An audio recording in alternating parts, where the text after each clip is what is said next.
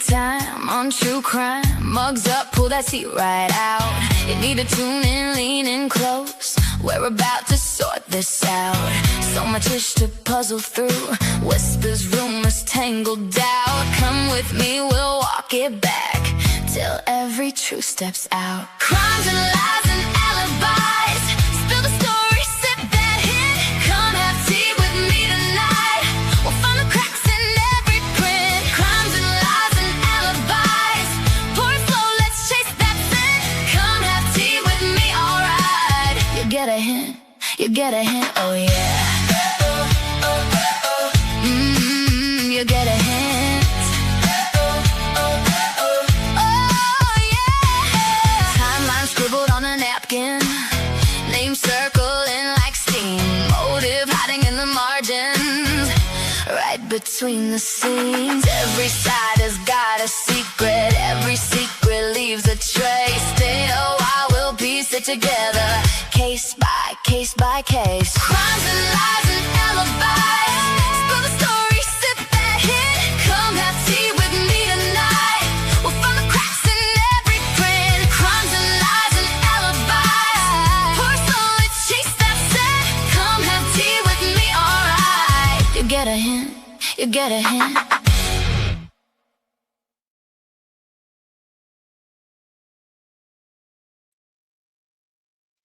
Hello, welcome back. 7:42 on July 28th. It's been a couple of days. I thought I'll let it settle after my last live. It's been a little quiet out there. A few people come back looking for receipts, which I will bring. I've got a packed show for you guys this evening yet again. I hope you're ready. Well, don't say I don't poke bears for a living. So much so, I got my bear spray. Thought I should get it out looking for my vape, which I still can't find. Driving me crazy. Well, welcome in, everyone. I'll go through my hellos in a minute, but what we have on tap for today is we're going to talk about Malehya. We're going to talk about the shenanigans that people are putting out there. We're going to talk about her upcoming education. We're going to talk about the psycho that she's enduring right now. We're going to talk about the truth about the pink blanket. So yesterday, I'm going to say we had a powwow.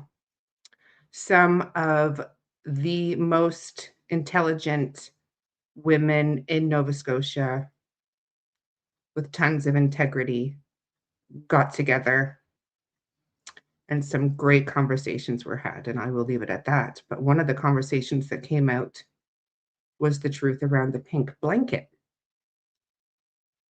Very interesting. So we'll talk about that. Go through some Anita Maxwell conversations. I'm going to show some Brandon emails. And Charmaine said on her live last night that she was going to bet $100 that Sunny never said that she earned $3,400 and that there was nothing even remotely close to earning that. Well, people should know by now that I don't say anything unless I have the receipts. So I will show you the clip where Sunny says that she earned $3,400 that month. And you can do with that what you will. This isn't to throw Sunny under the bus. This is simply to say what YouTube creators make on covering cases such as Jack and Lilly Sullivan. Monsters of Chaos has been running with some more bullshit, as usual. Nothing surprises me there. They want to think that I've known Cheryl for years, and I've only met her this year. They want to say I'm friends with Darren, which Lord, if I have friends like Darren, I don't need enemies. Let me just say that. I certainly wouldn't need bear spray, would I? So yeah, they have a problem with me saying that I donated almost actually more than my entire YouTube income in March on Lily's birthday. So I downloaded the receipts today. So I'm gonna have to crop them sometime while I'm showing you other clips, just so that it doesn't show my name and address on there, even though it doesn't show Shannon Ramsey Hoyt, so I gotta debunk that.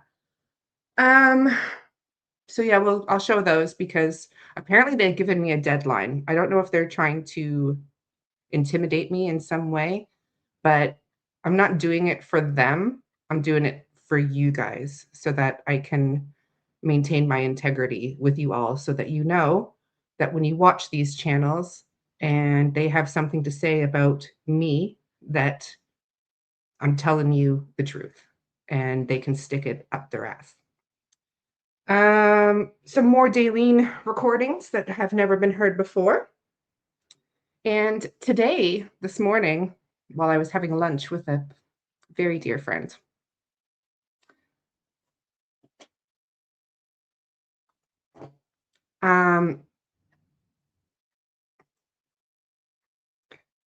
Crime Lines and Lies was doing a live.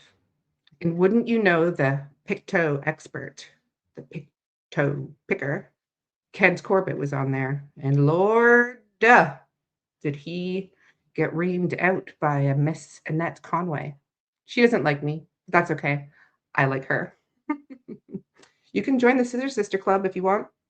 I'll take you in.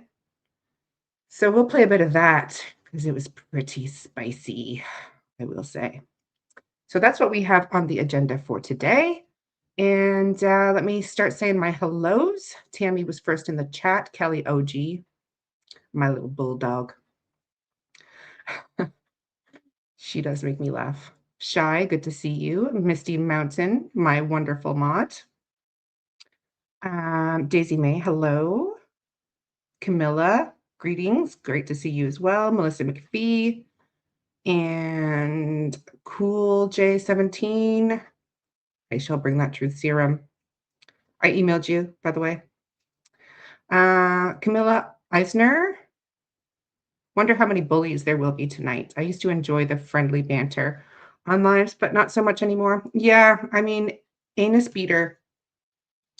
I saw his comment where he was talking about saying that I was discussing fellatio on my live, but I think you'll find what happened was some twat waffle.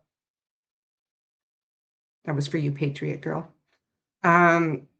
Decided to come on the chat and ask for advice on that. So I gave it. So yeah. Acadian Girl, good to see you. And the Drone Grid, always a pleasure, sometimes a pain.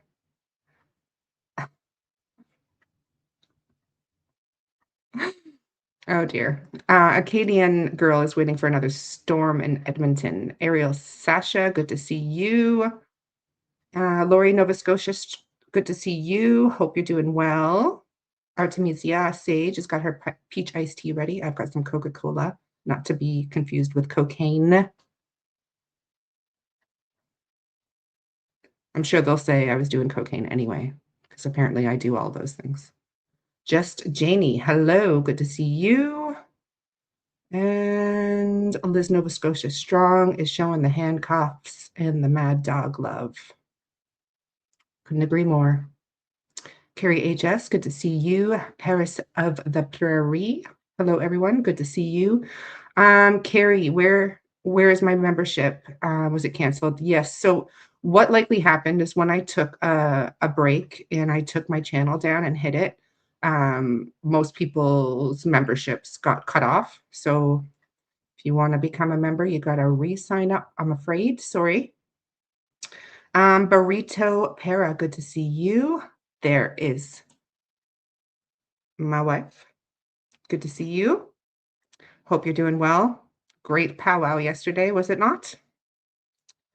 Mr. Hemi, good to see you. Giving you the side eye as well. Always. Robin Lynn. It's Mrs. Wheeler. Oh, hey, Mrs. Wheeler. Long time no see. Hope you're doing all right.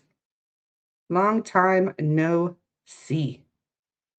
Ooh, who gets the $100? So, Charmaine, when I show the receipts of Sunny saying that she earned $3,400, I would like that $100 that you bet donated to Please Bring Me Home.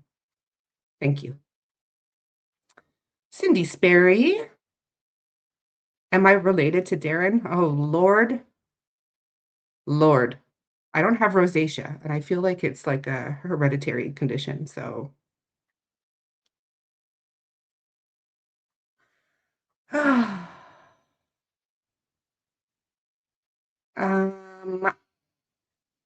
Shalana Lama, listen, Miss Hoyt. Yeah. Well, I've decided that Shannon Ramsey Hoyt is going to be my alter ego. She's going to be the bad Shan. Carrie, we watched you donate the funds live on the stream. I know you did. And most people know what's what. But there are a group of individuals out there that are hell-bent on discrediting everything I say and do, twisting it, manipulating it because they are narcissists. There is a group of them and they flock together. Oh yeah, I'm a distant cousins of Kent's. Jesus. Jesus.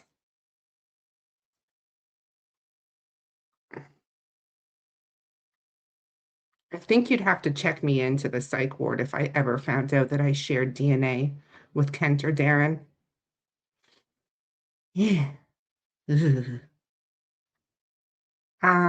thought everyone in Nova Scotia is related. Yes, but only in Pictou County. Kidding. Only Lansdowne. Miss Meg GC, hello.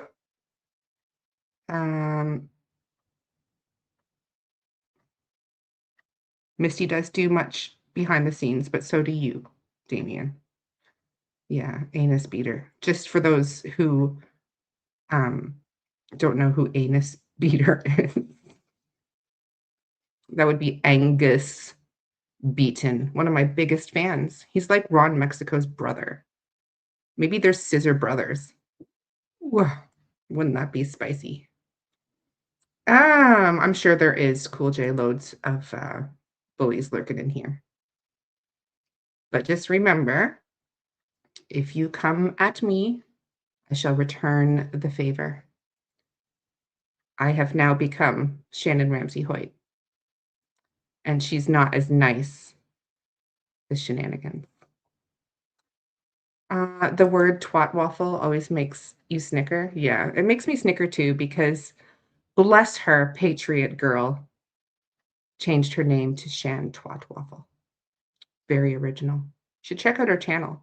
It's dedicated to hating me as well. Her and Wolfie should get together. They would make the perfect couple. Emerald Jane, hello, good to see you. Yeah. Yep. Sherry Lee Thomas, good to see you. Yeah, so sorry about that, Carrie. I apologize. If you have to renew and anyone else who has to renew, I did have to take a break. So, but you know, I came back with a vengeance. Donna Landry, long time no see. Good to see you. And BO8, am I related to Gordon Ramsay? Well, there is something that Gordon Ramsay and I have in common. One, we say fuck a lot. Two, I'm not telling you.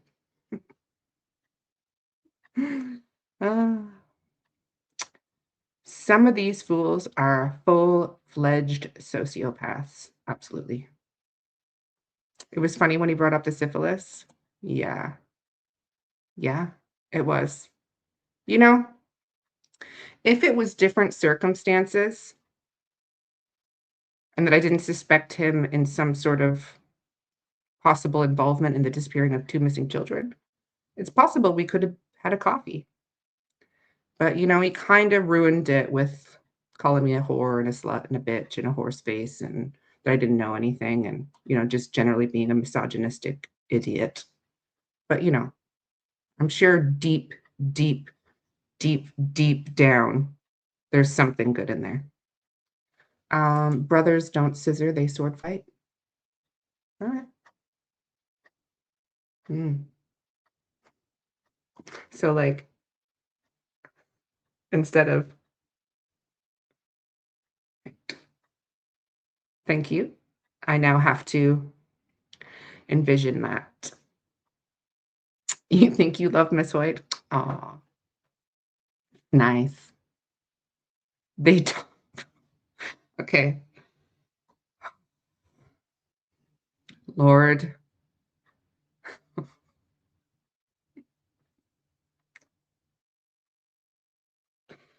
Okay.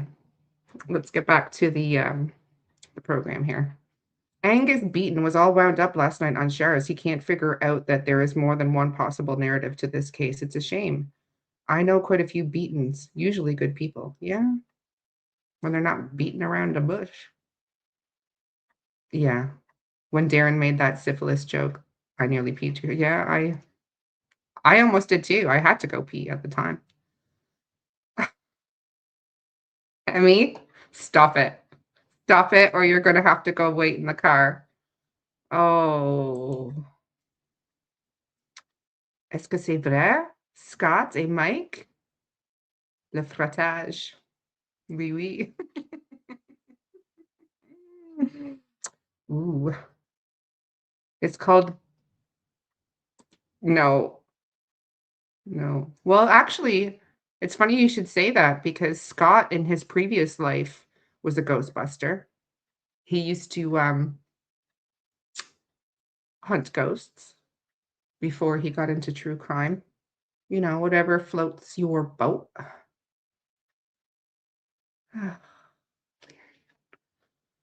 Okay. The French I'm just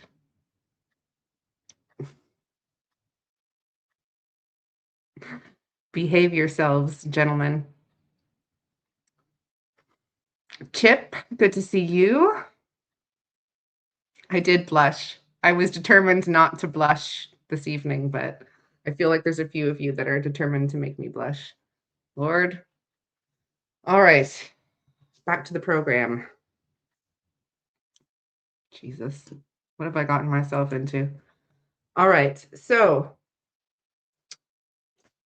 Charmaine last night thought it would be appropriate to bring up conversation between Malehya and her ex-boyfriend that she kicked to the curb a couple of weeks ago. Upon discussion, okay, I'm not looking at the chat. Upon discussions with her, myself, Cheryl, others, and meeting him several times, I think it became clear to everyone, including her, that he wasn't the right one for her. Although he provided her comfort and care at the time, there was a lot of red flags. And she decided to break up with him a couple of weeks ago. And he did not want to take no for an answer. So he decided that he would continually harass her for several weeks, including yesterday while I was there. So much so that he was interrupting a very important day yesterday. And I don't take well to my friends being intimidated or harassed in any way. I do get very defensive. So as he was repeatedly calling her and sending her harassing messages, I said, "Give me your phone." I answered the phone and I told him to leave her alone, to stop messaging her, to stop calling her, and to stop harassing her.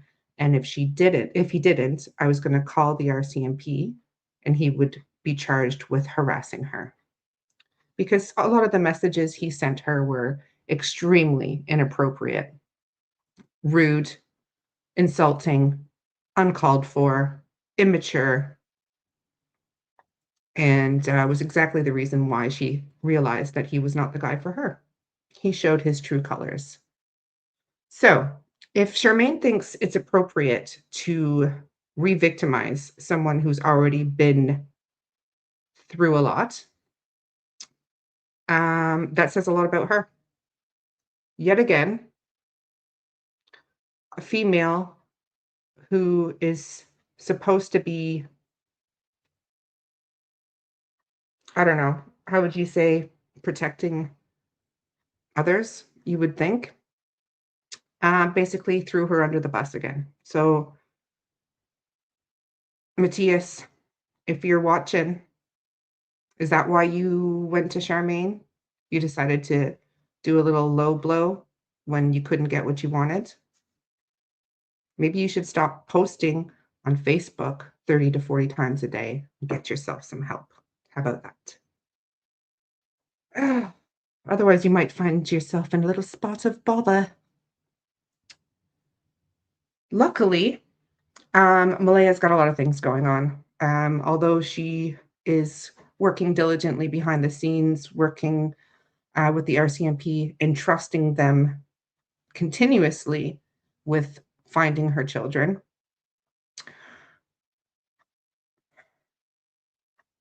She is also working with dealing with getting Meadow back. And I'm sure a few of you can also imagine the other types of issues that she's dealing with as well. So with that being said, she is trying to put some positive things in her life. And one of the things that she's decided to do is she is going back to school in September, and she's studying to become a addictions counselor. And not because she herself has had any issues with addiction. This was something that we discussed during the powwow. She was doing it because in her lifetime, she has encountered many people who have suffered from various forms of addiction. And it's something that she feels that she can help with. And she wants to give back to her community and try to help people. And I think it's a great thing for her. It's going to offer her a bit of, I don't want to say distraction in the sense of a negative thing, but something for her positive to focus on while the RCMP do their job. And obviously, in the end, it will be a good career and something that will help her support her family. So I support her 100% with furthering her education. And because she was unable to do so all the time she was with Daniel, because Daniel wouldn't allow it. So that says a lot about him. And I will say, Cheryl is a good friend of mine. I consider Malehya a good friend of mine. It doesn't mean that we see eye to eye on all things. There is a lot of things that we don't see eye to eye on. There's a lot of things that we don't agree on. And that doesn't mean that we can't be friends. And I don't begrudge anyone having their opinion. I've always invited people to debate with me and discuss with me, but there is a limit to that. There is a limit to that. It can be done in a respectful way.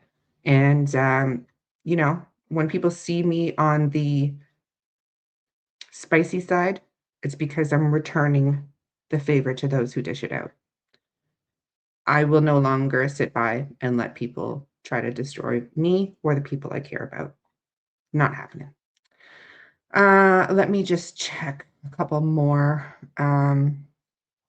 Yeah, so this guy was like borderline stalking Malehya when she decided that she didn't want to see him anymore. So to put him on a pedestal and to point out his comments on Facebook to enable him to have a platform to do so on a social media is, and it just goes to show you, you don't know people until you get to know them. People make judgments. I made a judgment. I thought, oh, this guy's better than Daniel. He's got to be. He makes her breakfast. Mm. But then you get to see the red flags pop up. You know what they do? It's called love bombing. They start out real nice, real smooth, tell you all the things you want to hear, and then slowly turn over time. Lucky for Malehya, she recognized the red flags within a couple of months and kicked his ass to the curb. But as with all narcissists, he did not like that. But yeah, give him a platform, Charmaine. Yeah. Hey, Longheart, good to see you. John Jingle should be in prison. Who should be in prison? You must elaborate. I do not read minds. Yeah. Damien's been named as my simp, haven't you? Oh, I think it might be the other way around, but what do I know? Yes, she is trying to move forward, not move on. And that is the difference that people don't realize. You can move forward without moving on from something. You need to be able to wake up and put one foot in front of the other to survive trauma like she has. So people need to dig a little deeper and use their brains to realize that trauma is different for everyone. Yes, best to focus on herself and forget about dating, especially because she's attracting the wrong type. Yes. And that's one of the things that Cheryl and I have discussed with her, is that there are types of men out there, in particular because she is, famous is the wrong word, but a public figure, so to speak, not voluntarily. There are certain types who will be drawn to that in order to exploit her in one reason or another. So yeah, advice to her: stay single. These boyfriends can interfere on the baby going back to her. See this as care and concern. Absolutely. And it's not something that Cheryl and I don't disagree with, but who are we to judge? It is difficult to be in that position, and obviously everybody deserves love. So here is number one. JJ Rossi. You're new to the chat. Oh, must have a dinky car. And then we have Plasma Zombie. Why do you always end up in the vertical chat? Is it because no one's paying attention? All right. Well, bear with me a moment.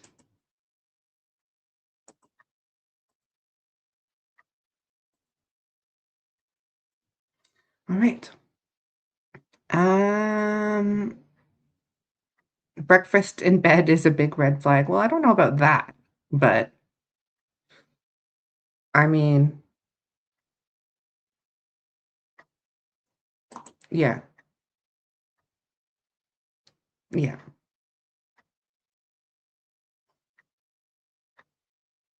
Okay.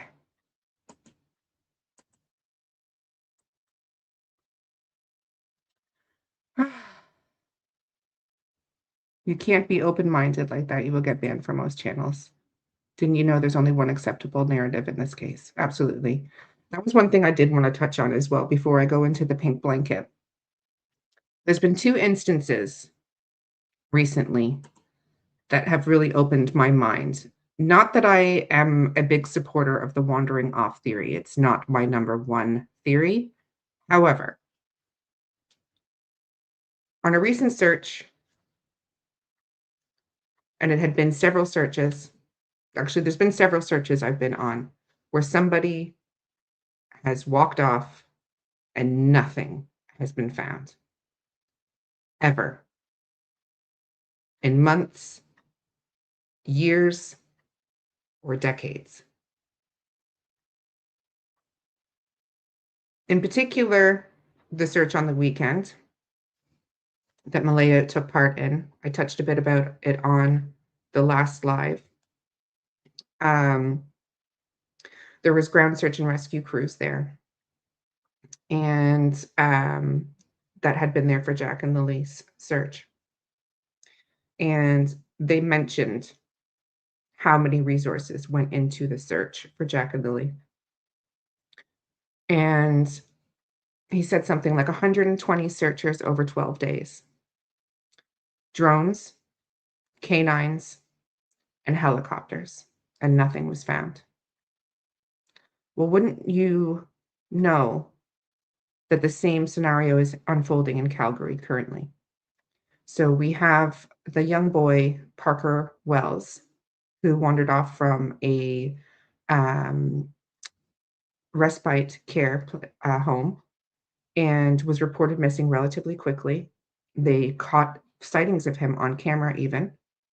And they have, Calgary police do deserve the credit where they have been extremely transparent with regards to what has been used, what resources have been used and deployed to look for Parker. In particular, they also use the Topo map, which is something that most ground search and rescuers use here, as well as Please Bring Me Home.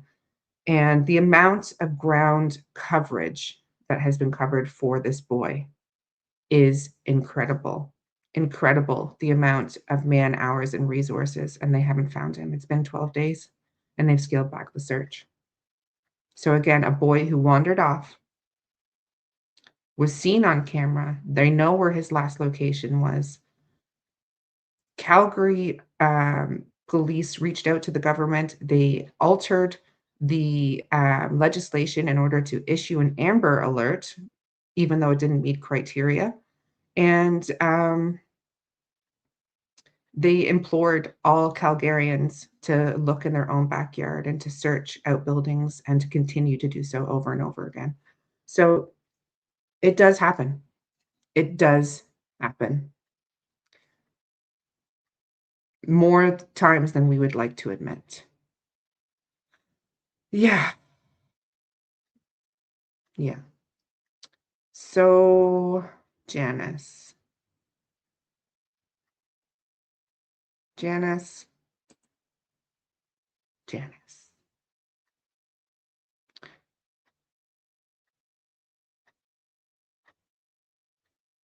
Okay. Where have you been? Where have you been all this time? Because I know she's looked for Jack and Lilly because I've been with her when she has. I know that she communicates and is an open book to the RCMP, who are in charge of looking for Jack and Lilly. So, have you ever met Malehya? Have you ever looked for Jack and Lilly? That would be my question for you, Janice. All right. She is and vulnerable. Absolutely. Yeah.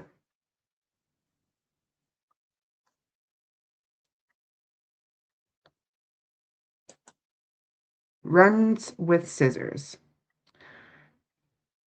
You don't come here very often, so I know that you're here to stir the pot, which is fine. Malehya doesn't know what happened, according to Malehya. She wants to believe the most positive outcome, that her children will be returned to her, which is a coping mechanism, in my opinion, in order to get through every day. So I don't necessarily have to believe the entire things that she believes to advocate for her. I also have questions with the morning timeline. I would not be a critical thinker if I did not have questions about the morning timeline and how the children went missing in that short period of time and nothing was found. These are some of the things that I don't necessarily see eye to eye with Malehya, or there's some things I don't see eye to eye with Cheryl with regards to some of the way RCMP deals with things. Doesn't mean that we can't get along and brainstorm and try to find the answers as to what did happen. So, you know, I don't believe that they wandered off either. It's not my number one theory. When I first started this channel, the theories were what was initially reported was that they wandered off.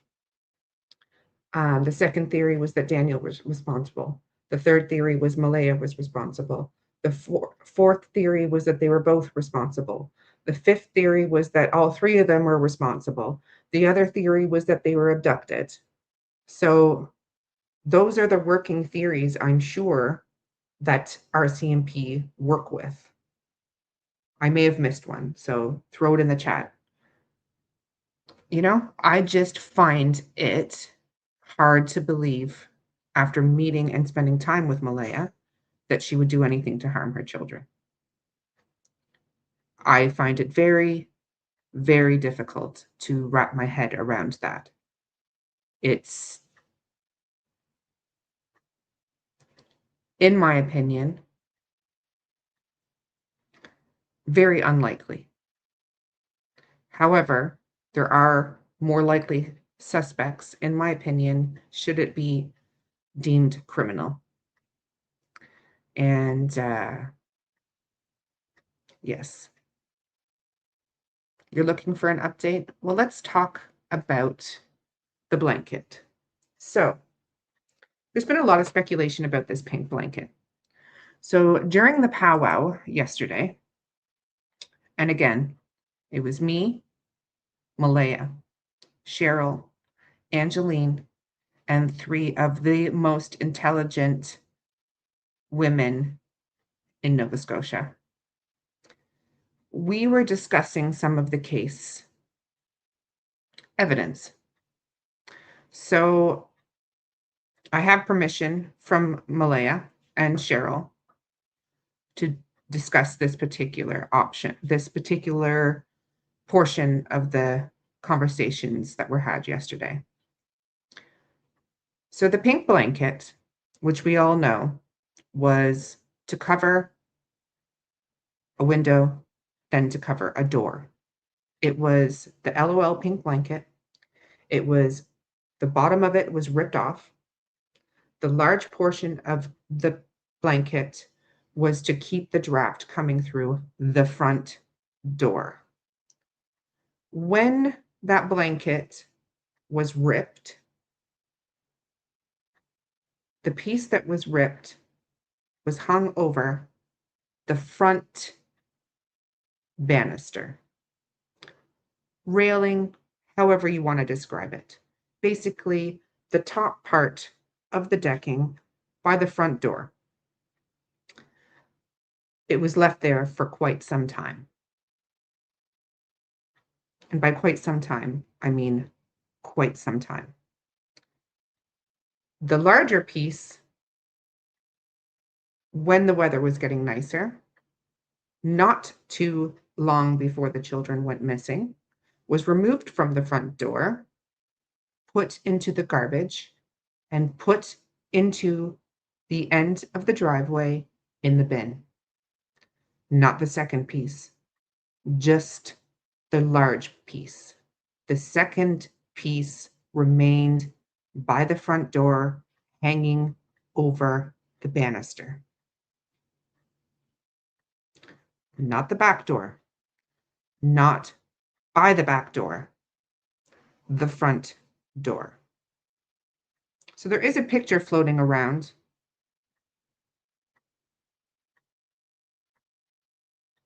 That appears to show the blanket in the back. And I would say that's AI generated for clicks and views, of course.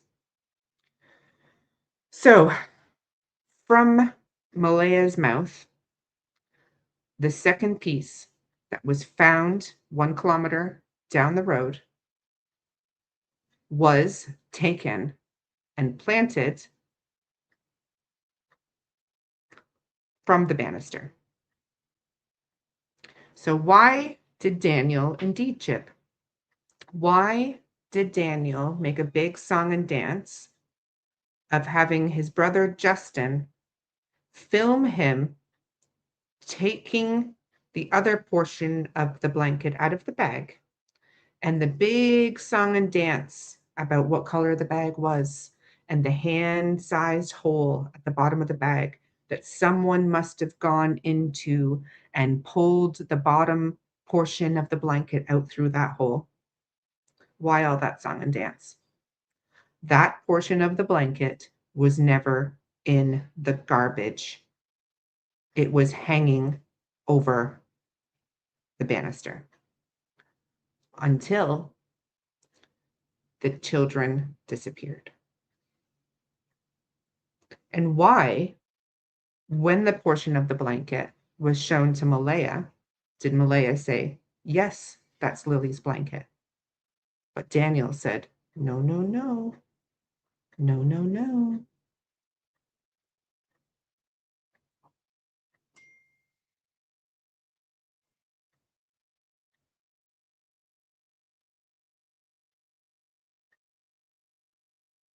I will.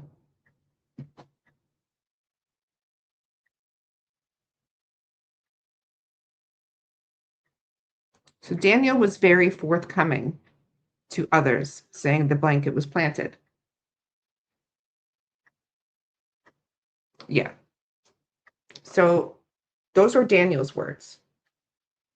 Daniel's words. So he's the one that come out and said that the blanket was planted. He's the one that said, these are all things he said online, on YouTube, for everyone to hear. He's the one that said his brother Justin filmed him showing the blanket at the end of the driveway, and that there was a hand-shaped hole in the bag. And if you remember correctly, there was a big discussion on Sunny's with Kent saying that it was a clear bag. It had to be a clear bag, and they would have seen the blanket in the bag, and somebody must have opened that lid and dove down and ripped a hole in the bag and pulled it out from the bottom of the bag. We don't have proof that it was planted, Cheryl, no, but this is what Daniel has said. So why?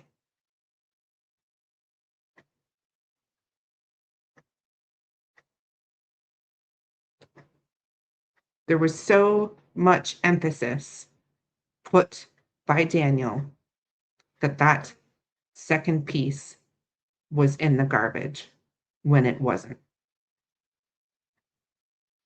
And he was the first person to say that that blanket was planted. And he was initially the one to say it wasn't Lily's. And he was the one, along with Darren, who said that Haley and Hayden had planted the blanket.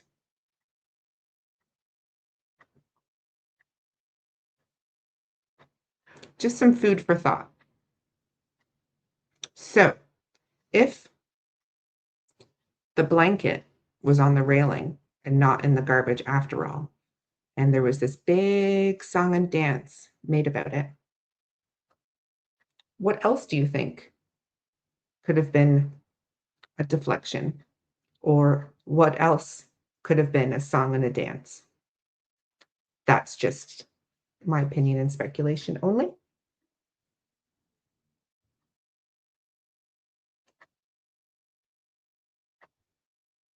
The front door is boxed in. It has a breezeway, you should say. Then there was a deck out the front of that with some steps and a railing. If you recall, there was some old fish tanks out there, some buckets, some totes. So yeah.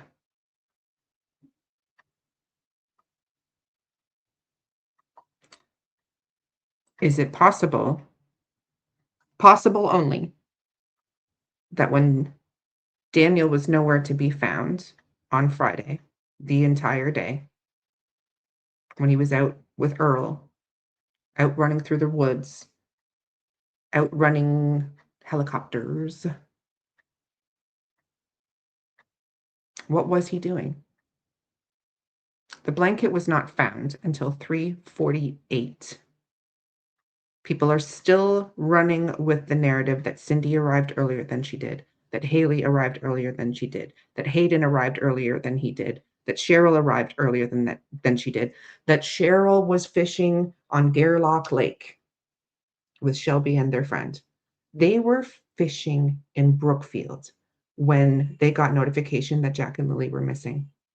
They went back to the house, dropped off the fishing gear, went to go get Shelby's children in the opposite direction, and then went to Lansdowne to go and look for Jack and Lilly. They were not at Gairloch Lake. That is why they didn't have the fishing gear in the car, and they did not get there until well after noon. There is no pic, Belinda, because the pic that's going around is AI generated, in my opinion. This is coming from Malehya. She's not saying it was planted, but what she's saying is the second piece of the blanket was on the railing in the front, not in the garbage. And she was the one who had said it was Lily's blanket, and Daniel was not.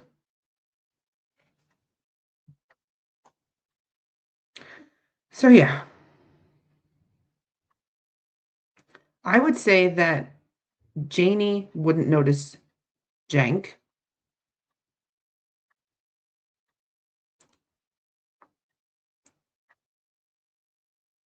Well, we'll look at that, won't we, Belinda? But I'm going to go with the fact that who remembers what happened to the blanket and it wasn't in the garbage. So we know the second piece wasn't in the garbage. I mean, are we going to say that it's very plausible that somebody went into the garbage, put a hole in the bottom of a garbage bag, hand-sized, and pulled out a blanket that was about, what, 5 foot long by a foot wide out of a hand-shaped hole? That does not sound plausible to me. And why film it? Why not just call the RCMP to come and do it themselves? They did do polygraphs about the blanket. They polygraphed Hayden and Haley because that's where the finger was being pointed. So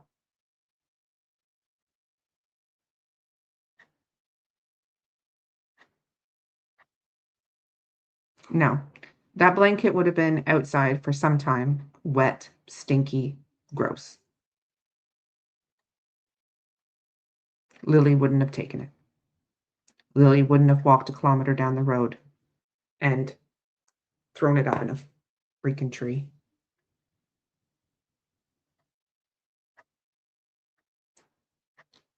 Yeah. Again, it's just one of those things that came up in conversation that just a light bulb goes, well, hang on a minute, because that's something that was said in the beginning. That was something that was said in the very beginning, and Logan shot it down, and Susan from Hidden in the Fog squashed it before it could come out. Because they let Cheryl get railroaded on that channel. And I believe Cheryl handled herself really well in that interview by Susan, because Logan was only brought up to try to discredit her, and she maintained her composure quite well, better than I would have. So he said there were 2 blankets found. Daniel said a lot of things. Daniel has said a lot of things. So I think the first thing I will do is show this clip.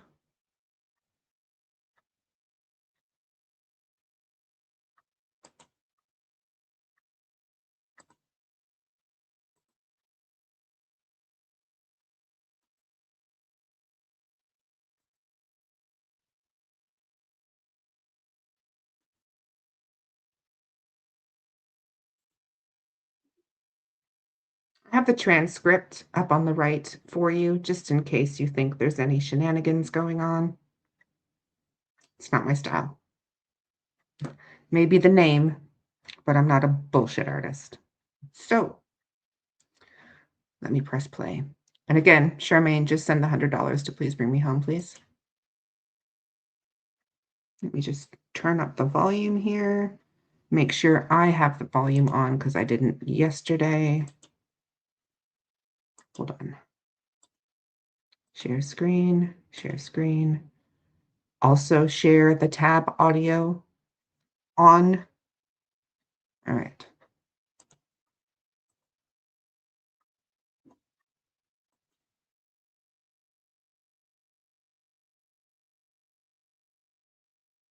That donated or the YouTube revenue ads, which it's not a lot that I get. 3,400 versus like 600-700, maybe a little bit more if it's like was Christmas time and stuff like that.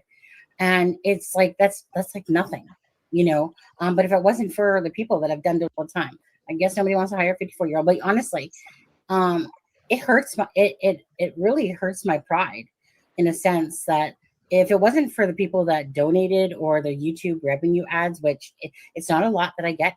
3,400 versus like 600-700, maybe a little bit more if it's like was Christmas time and stuff like that. And it's like that's like nothing, you know. But if it wasn't for the people that have all the time, I guess nobody wants to hire a 54-year-old. But honestly, it hurts my it really hurts my pride in a sense that if it wasn't for the people that donated or the YouTube revenue ads, which it's not a lot that I get. 3,400 versus like 600-700, maybe a little bit more if it's like was Christmas time and stuff like that. And it's like that's like nothing, you know. But if it wasn't for the people that have done donations or the YouTube ads or the memberships, like honestly, like for me, like I've worked since I was 8 years old, like literally delivering paper routes. And then I was 13 when I took a job at Harvey's, you know, and I've always worked. So it's really almost it makes me feel that if it wasn't for the people that donated or the YouTube revenue ads, which it's not a lot that I get. 3,400 versus like 600-700, maybe a little bit more if it's like was Christmas time and stuff like that. And it's like that's like nothing, you know. But if it wasn't for the people that have done donations or the YouTube ads or the memberships, like honestly, like for me, like I've worked since I was 8 years old, like literally delivering paper routes. And then I was 13 when I took a job at Harvey's, you know, and I've always worked. So it's really almost it makes me feel Right. Do I need to play it any more times? And again, not a dig at Sunny. Not a dig at Sunny. I said what I said because she said it. So if you think Grey Wolf, she said sometimes a bit more if it's Christmas time.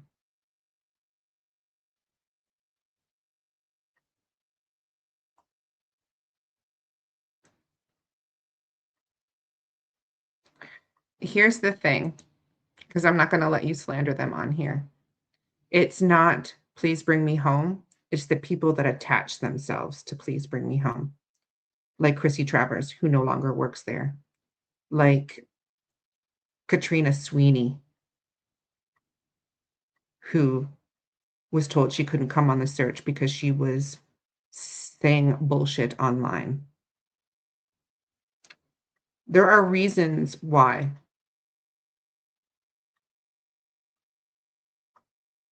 All right. Why? And this is the problem. When you start talking about stuff that people don't like and you start showing out receipts that people don't want to hear about, people get mad. And again, it wasn't a dig at Sunny. People on YouTube make money. Why do you think they do it? Like, you think Abe Ellens doesn't make money? You think that he's in it for the goodness of his soul? I mean, come on. I told you that my best month, which was when I was doing lives quite regularly, I made 1,400 and I didn't even have 1,000 subscribers at that time. So all I was saying is if you have 10,000, 15,000, 20,000, 30,000 subscribers and you're doing 9-hour lives, the ad revenue is substantial. That's all I'm saying.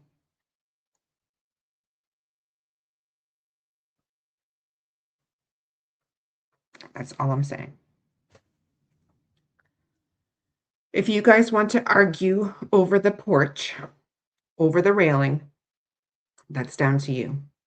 But what I will say is there was 2 pieces of the blanket, which we all know, and only 1 piece was in the garbage. And the other piece was over a railing. But again, people will just try to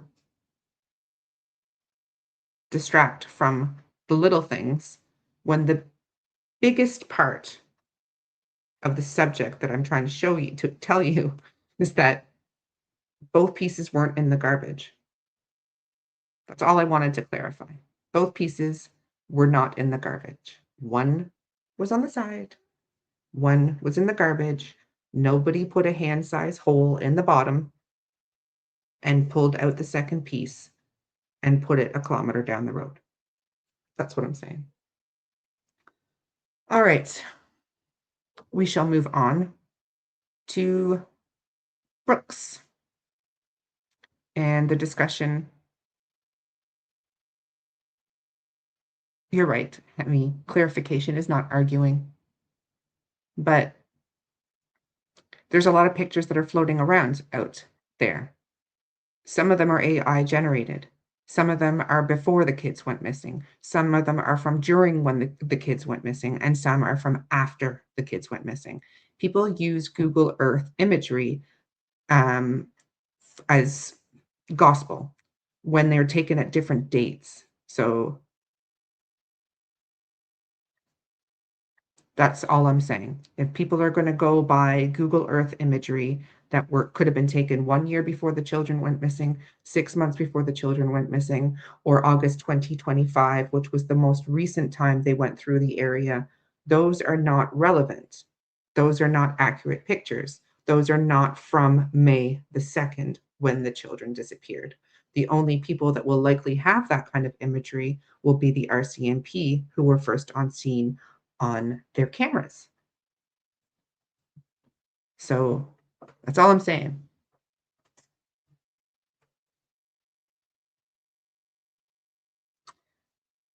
If you see the picture that's going around of it on the rear banister railing, whatever, look for the reflection of it in the glass door.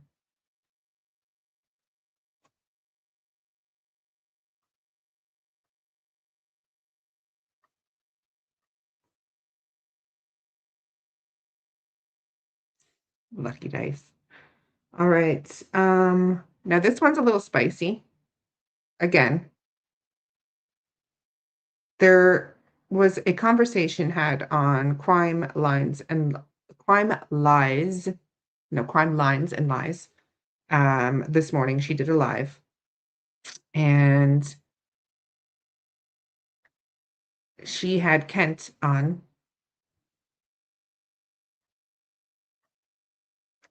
And let's just say, I don't think it went according to Kent's plan. So, one moment, please. And again, not a dig at Sunny, not a dig at YouTubers making money. It takes a lot of effort to put into doing lives. There's a lot of memberships involved in doing lives, whether it's StreamYard, whether it's, YouTube Premium, Canva, Suno. There is hundreds of dollars it takes to keep a YouTube channel running every month. So I don't think you're a dummy at all, Mr. Hemming. That's why I keep you around. I do enjoy our debates. Right.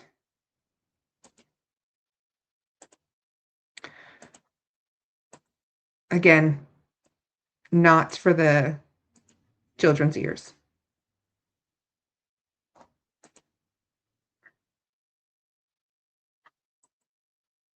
One moment.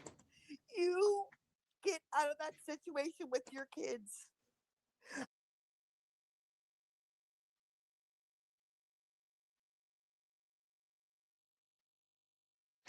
$37-minute mark. An issue, go ahead. I don't have an issue. The only issue is, why are you selling keychains of children that are missing, trying to make money?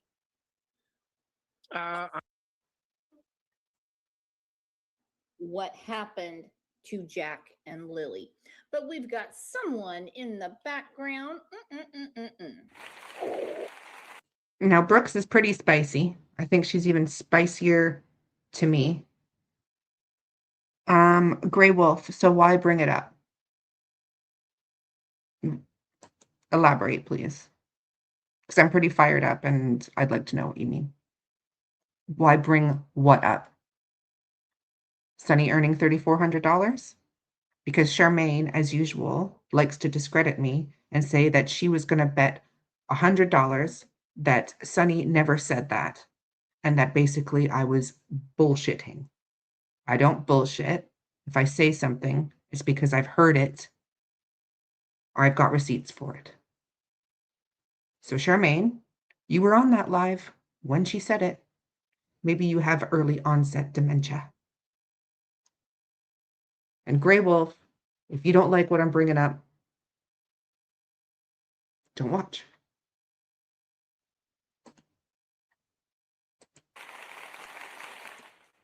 Who is knocking at the door?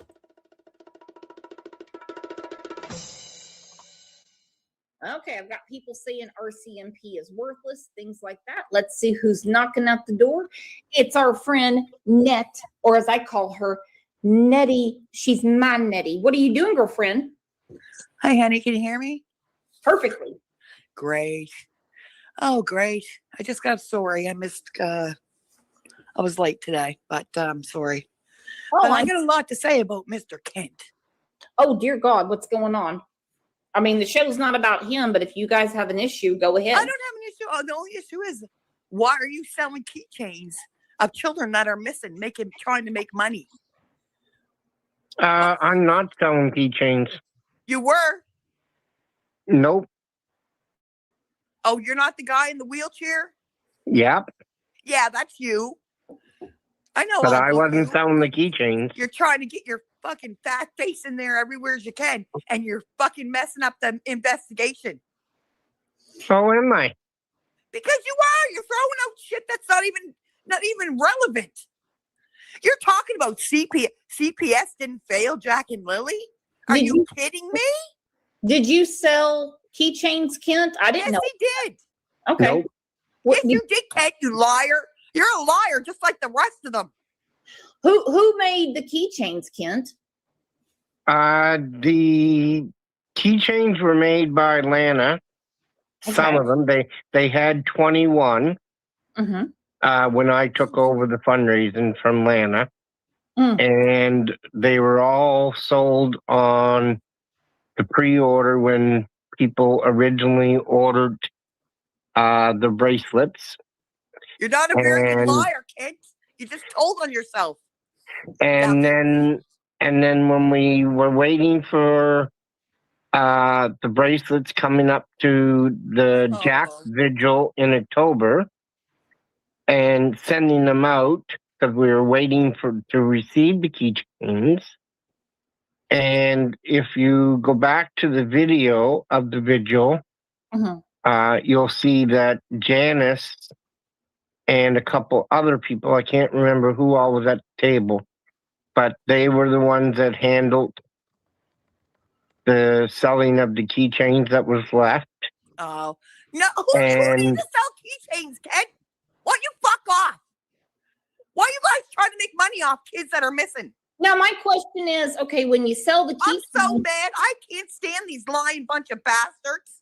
Okay, all right. I got What's your real name? There's two. Listen, buddy, I live in Halifax, okay? You're a bunch of fucking weirdos out in fucking Pictou. Go fucking diddle some more kids, you cocksucker. Listen, I'm sorry, Brooks. I'm so fucking mad. I am sick of these bunch of fuckers. I'm sick of them. Let's take I knew I'd get emotional. I told you how emotional I am, right? I know. And now these people come in and they try to play it off like it's nothing. TJ's mom said she bought two keychains, but they weren't from Kent. It was from Atlanta. Then she stepped back. I ended up getting mine mailed from Janice. Who's Janice? Janice Potty, who was the other person that helped me took over the fundraising when Lana was forced out. And the only thing that I sold, I had the signs, the lawn signs, and I have decals. Okay, decals. Is it true? Is it true that the proceeds from selling things go to Malehya? Or no. What is it? If there's any money left after the stuff that I was in charge of selling, if there's any proceeds left.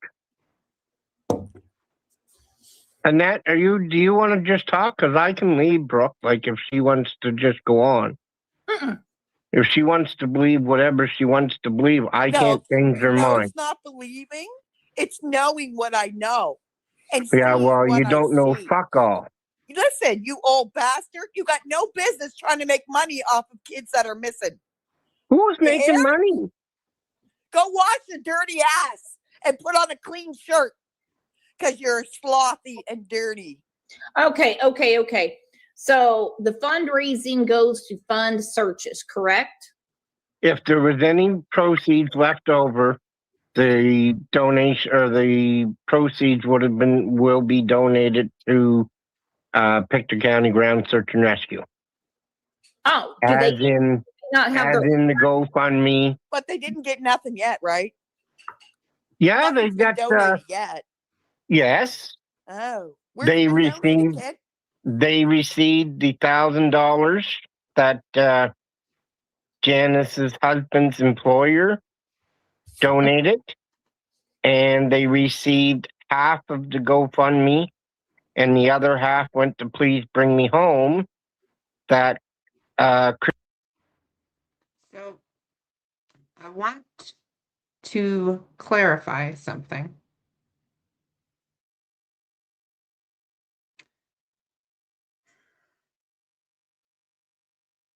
Yes, Brooks does have an X-rated channel. There's been a lot of issues with GoFundMe's with the Jack and Lilly case in the background.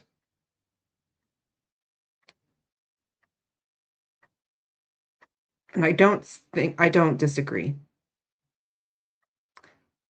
I don't think there should be GoFundMe's being created for Jack and Lilly, especially for awareness material.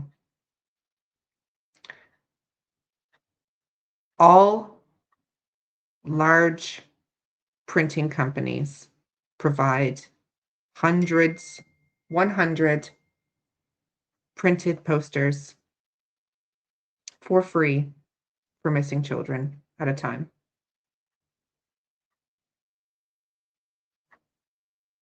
All sign companies with any integrity will provide signage for missing children at a huge discount. So Kent goes on to say that he paid $17.50 for the small signs, and they were sold for $20, and that was at cost. Well, what Kent fails to realize is that Cheryl's cousin works at that printing company, and that's not what he paid for the signs.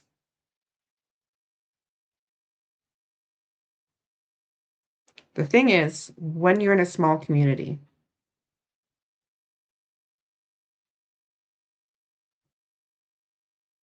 everybody knows everybody.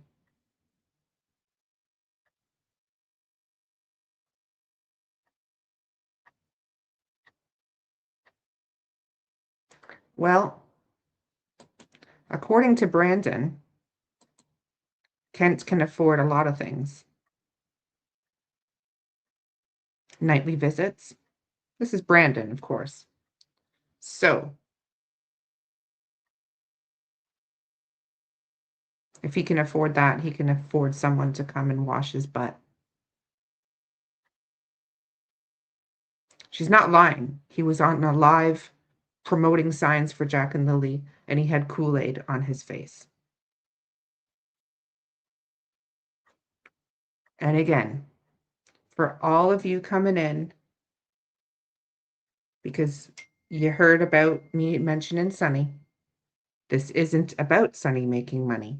She does work for her money. What I'm saying is, she did say that she earned $3,400 a month. So Charmaine said she didn't. I'm just telling you that she did. And that was in 2024, before Jack and Lilly went missing. And it is none of our business. But when you discuss it online, on your channel, it becomes everyone's business, Corbin.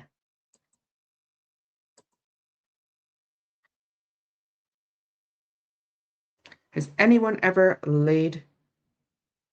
Once you end up making fun of someone's looks, you lose the battle? Support with Steffa. Were you on Charmaine's live when Melissa American Justice called me a horse-faced bitch? Just wondering. All right for her, though, right? All right for her. This is what I mean about the double standards. All right for everyone to give it out to me, but if I return the favor, it's a big problem. Support with Steffa. You can go back. Everyone loves. Hello.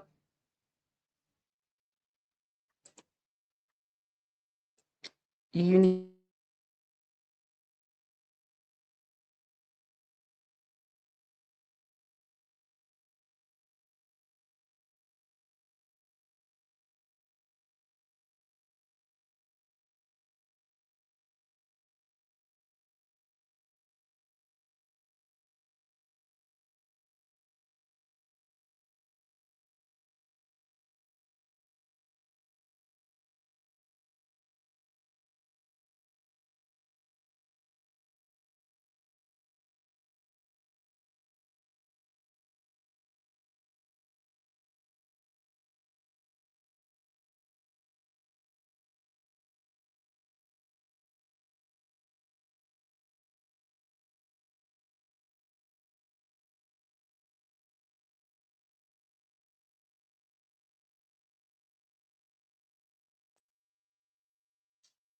So, Charmaine made fun of Cheryl.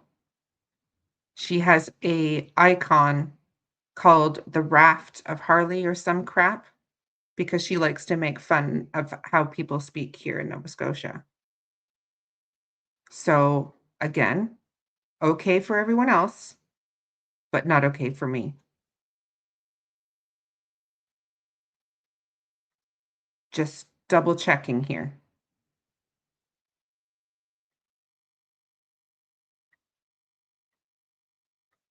Yeah. See, no banana.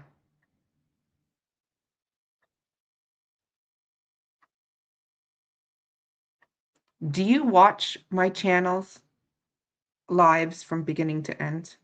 Are you grasping the concept, like the whole context of what I'm saying?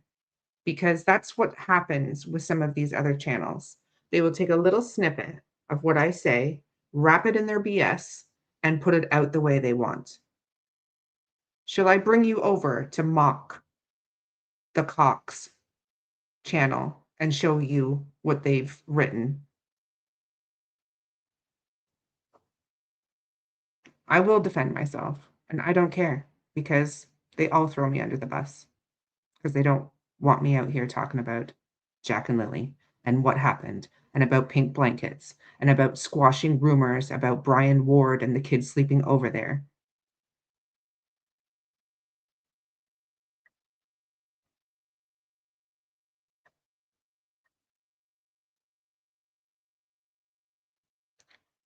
I don't even like Annette, who is talking on here. She is one of my biggest fans who has nothing nice to say about me. In fact, she goes on to say that I should get tea bags for my under eyes dark circles because I fucking never sleep. But it's okay for everyone to make fun of my looks. It's fine.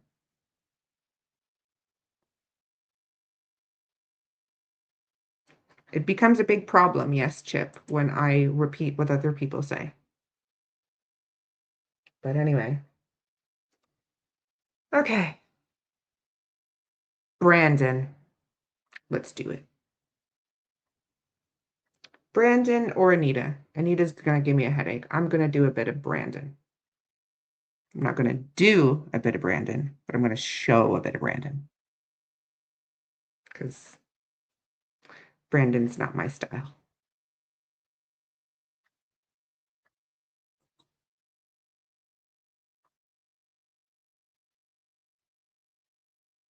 All right. So this is why when everyone says it's not about Jack and Lilly, it's not about Jack and Lilly, it's all just drama. It is drama because there are people behind the scenes that are pushing absolute, utter craziness. He is real. Are you actually kidding me? Grey Wolf, you can go back to their channels. Let me just show.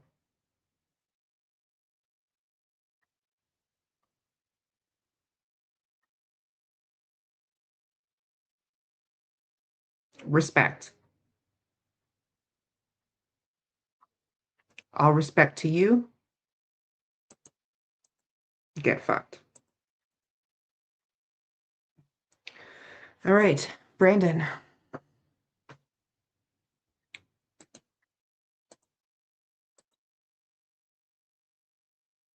Wolf has seen the door. He can join his buddy Wolfie.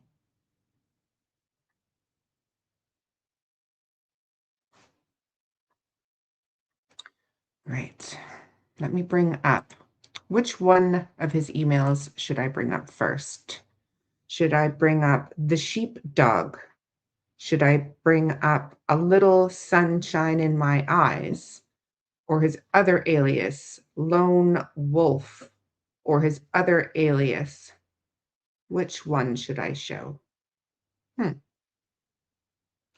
all from proton.me. Which one's this one? All right. We will go. Yes. From every veteran that I've spoken to, None of them want to be called a hero, except for this guy. So this first email will be the original statement that he got Chrissy to take, and then Chrissy provided that to the RCMP. So this is the original version of events that he gave initially. Then we will go through how it morphed and how he would say, talk about this, make it big, do what I tell you. A wise man once said, I'm only manipulated if I want to be. And I didn't want to be manipulated by Brandon. Anyway, I'm going to put up page 1 of the statement that was sent to me initially. All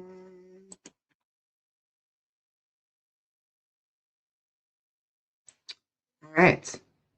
So, prepared by wiped out for RCMP major crimes. Purpose, statement of observation provided for law enforcement review. Date of events, May the 2nd, 2025, as previously discussed with investigator blank.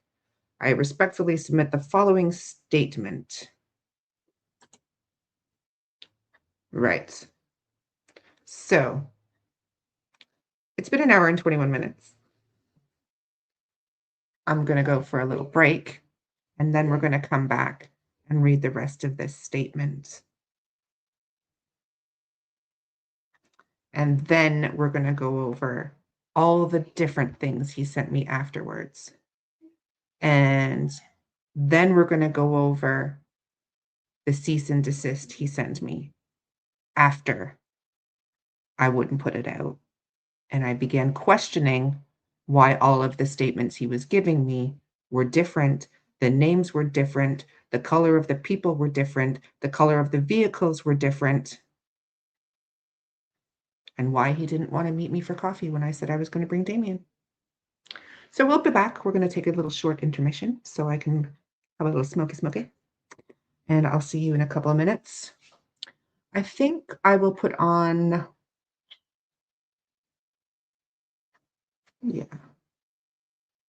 I think what I'll do, mods, Misty in particular, can you keep an eye on the chat? Make sure that no one comes in with any BS, please and thank you. No holds barred, just ban them.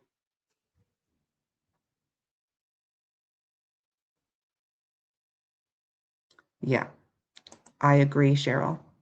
And we had this conversation today that it's very difficult for me because this is not what I wanted for my channel, but being nice didn't work. Ignoring it didn't work. And there is, I would say, an organized effort to shut me down. So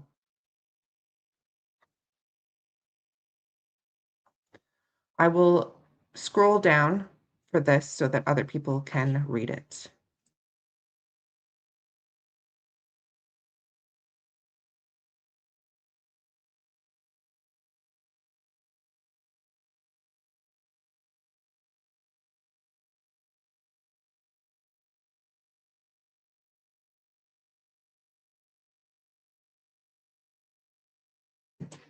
Right, 4 minutes, guys.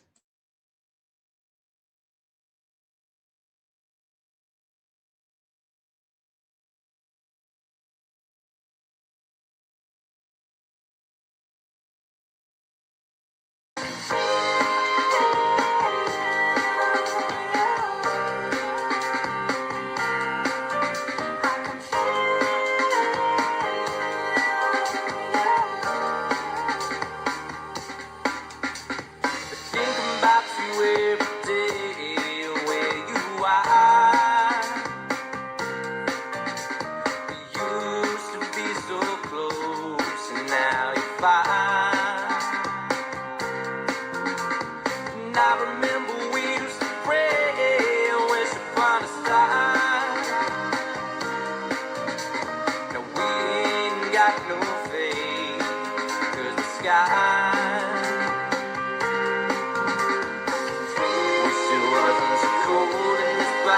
mind.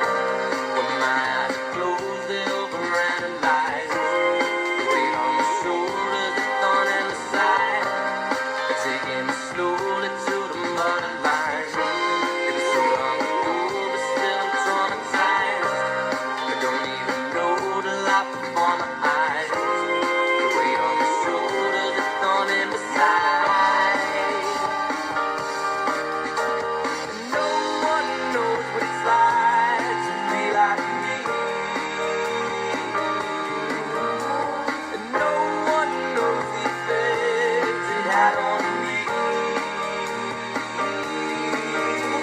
And no one knows what it's like to be like me. And no one knows but me.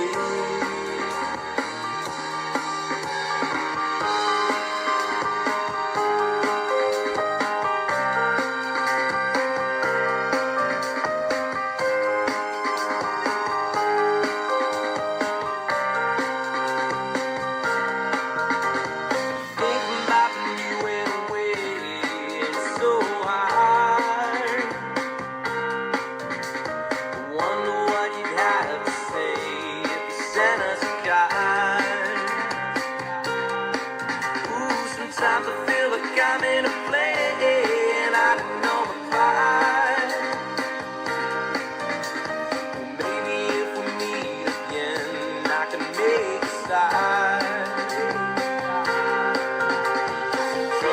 Still wasn't so cold in this part of my mind. When my eyes are closed, they overanalyze. The weight on my shoulders, the thorn in the side. Taking me slowly to the borderline. It was so long ago, but still I'm traumatized.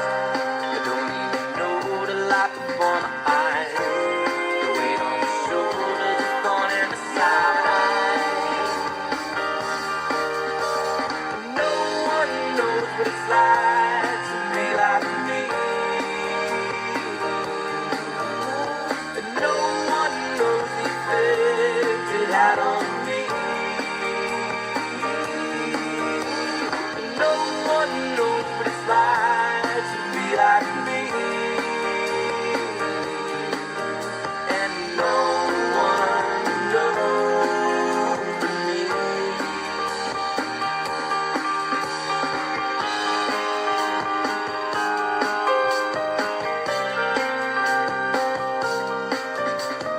Think about you every day, where you are.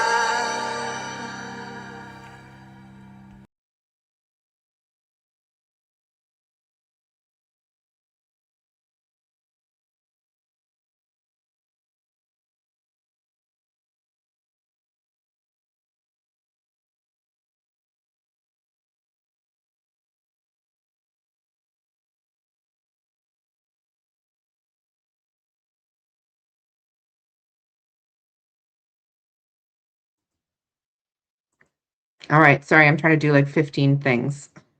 All right, who's misbehaving in the chat? Well, the problem is, run with scissors, is that there's a lot of trolls. And when I start talking about stuff they don't want me to talk about, they all come in. So it's a distraction technique, and I'm not really fond of it. And I'm not really fond of other people's mods that criticize me being in my chat either. So we'll see how it goes. All right. So this was the first statement that I received. The morning of May 2nd, upon hearing this, okay, hold on, let me go to the beginning here. I became aware of a vulnerable persons report involving 2 missing children via local radio communications on the morning of May the 2nd. Red flag number 1. Upon hearing this report, I voluntarily decided to attend the Lansdowne Road area to assist in searching for the children. I entered the area via Montreal Road and turned left onto Lansdowne Road at approximately 10:30 a.m.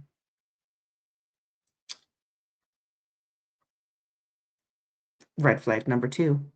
As I proceeded along Lansdowne Road, I observed 2 vehicles parked on the side of the roadway. One was a silver 4-door Honda Civic. No mention of a second vehicle at this point.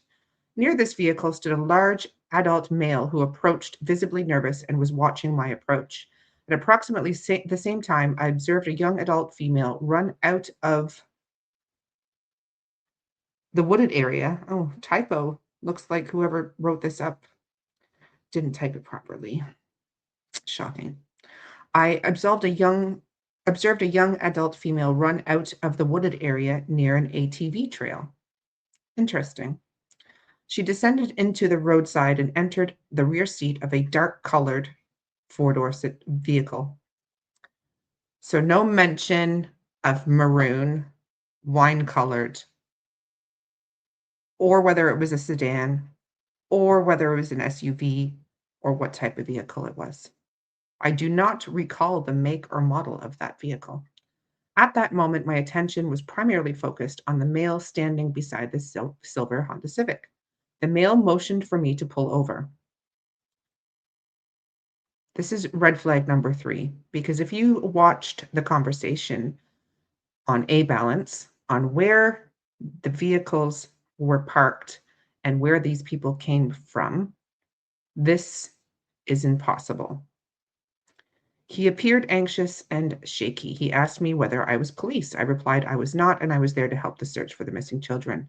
He then stated words to the effect of, "Oh, she found a pink shirt," and gestured toward a nearby tree. He walked me toward the location, then immediately disengaged from the interaction without further explanation, returned to his vehicle and performed a U-turn and departed down Lansdowne Road in the direction of Montreal Road.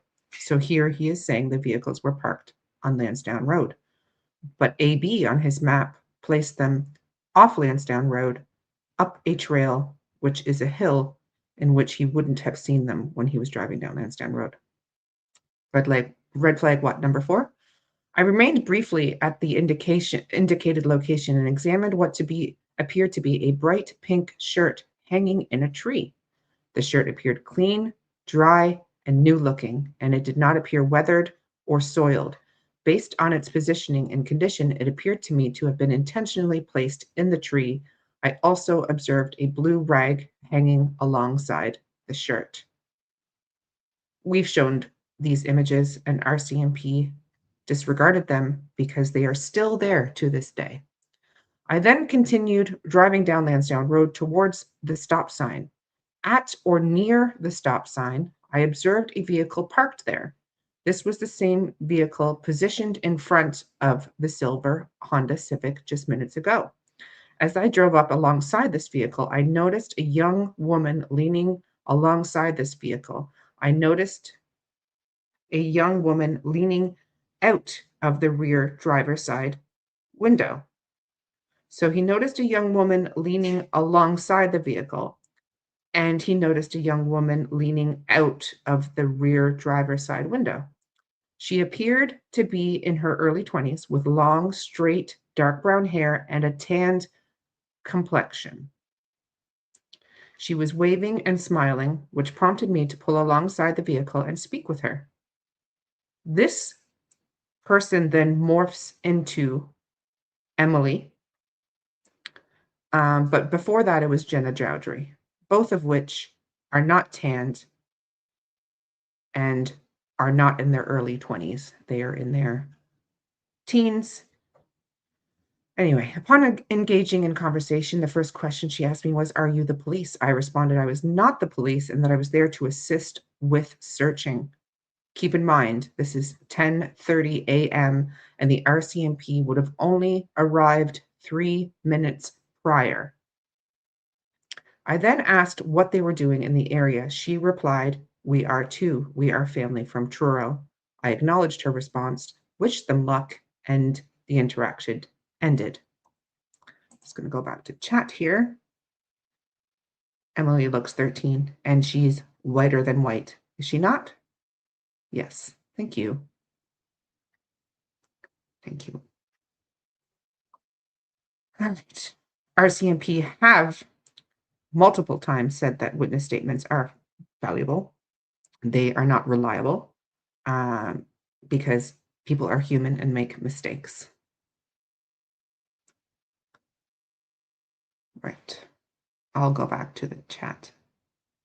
I still say he was coached and told to delete everything he originally posted and hide the changes. Well, this is why I'm going back to square one. It's always important to go back to the beginning and compare. And Emily, yes, looks very young.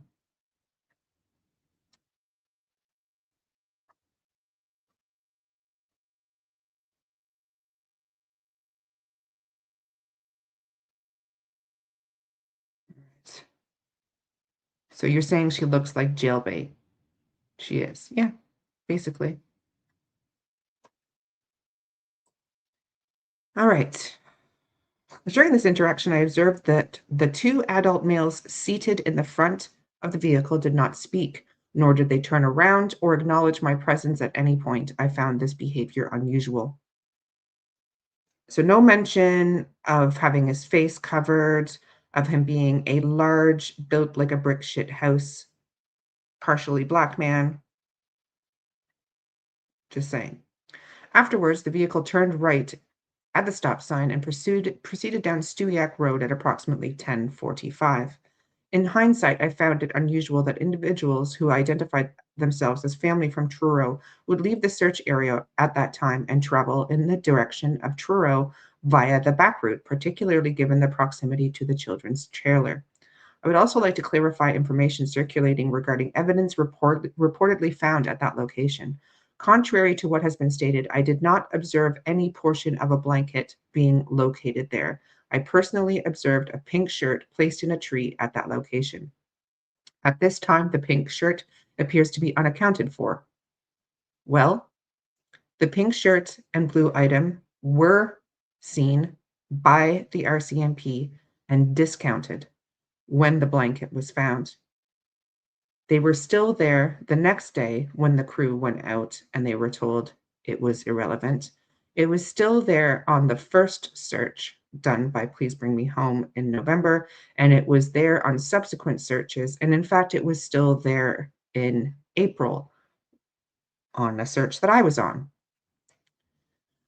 I later provided these details in full to Dylan. At the time of my initial report, I was not asked to attempt identification of the individuals involved. It was not until I began working with a private investigator and lawyer that I was asked to review photographs for identification purposes. Right, because they're the RCMP and they should be reviewing photographs. Right, okay. Over the course of several months, I reviewed several hundred photographs. Through this process, I identified the male associated with the silver four-door Honda Civic as Alvin Brian McKenzie, who resides on Montreal Road. The young woman who ran out of the woods shortly after my interaction with the man in the silver Honda Civic, was later identified as Jenna Jowdry. Regarding the female I spoke to in the vehicle, I'm approximately 90% confident that Jenna Jowdry matches her appearance. However, I was also shown another photograph of a female who similarly matched the description. As of this time, that individual has not been identified. At the time of the incident, I was unaware of the identities of any of these individuals or any of the familiar relationships between them. On the morning of May 2nd, none of these observations raised immediate concern for me, as I did not understand the nature of the situation. There was no police presence on Lansdowne Road at that time, and I was unaware of the location of the parents or the trailer until later that day. Well, when you get to the corner of Lansdowne and the 289, you would see the RCMP there. One moment.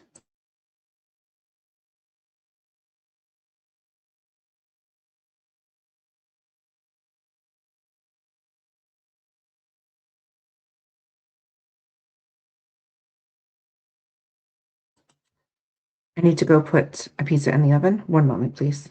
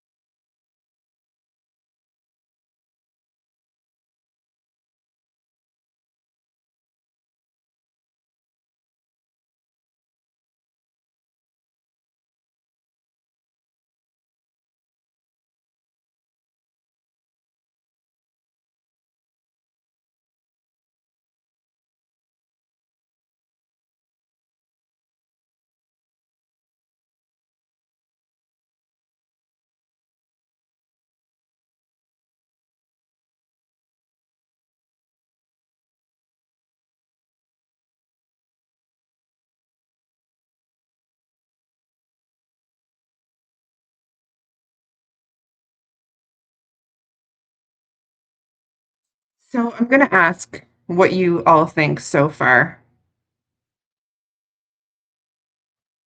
of what you're hearing.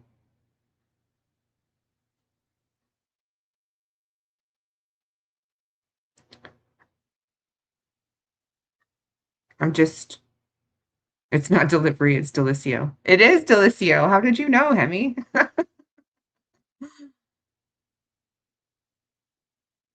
Yeah. Yeah. Thank you, Cool J.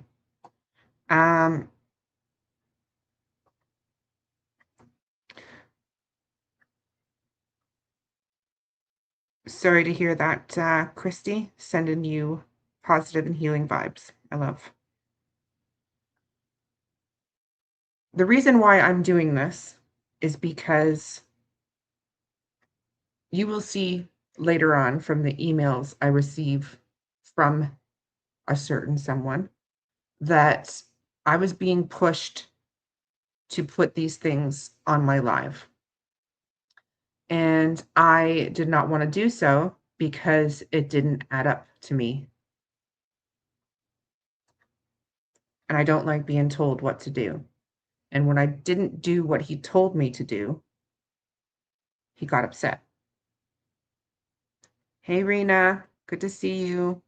Hope you're well.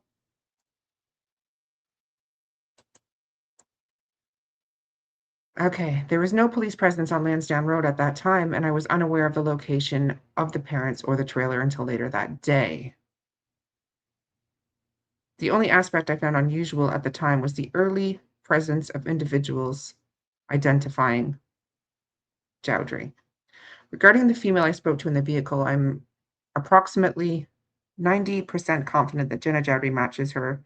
Okay, seems to be a repeat. Okay. Yeah.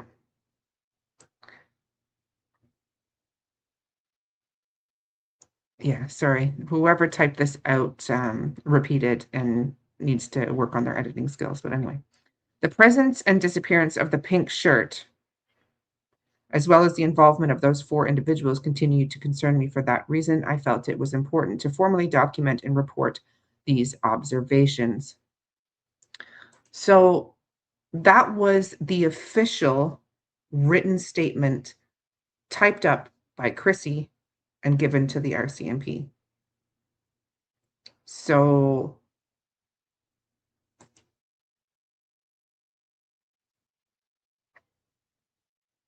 as you can see, my initial thoughts were, this doesn't make any sense. I will go to the next email.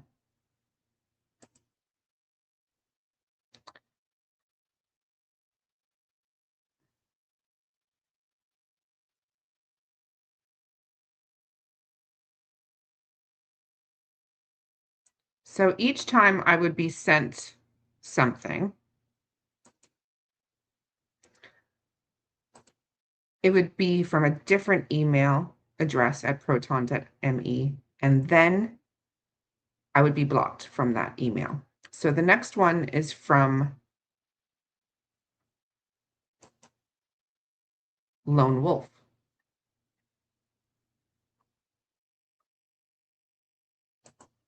No, sorry, the sheepdog. Sorry. You don't know me, although we have corresponded several times. There is a reason for that. I will say I like your show. I'm not Daniel Durwood or the PI or even the lawyer, to be clear.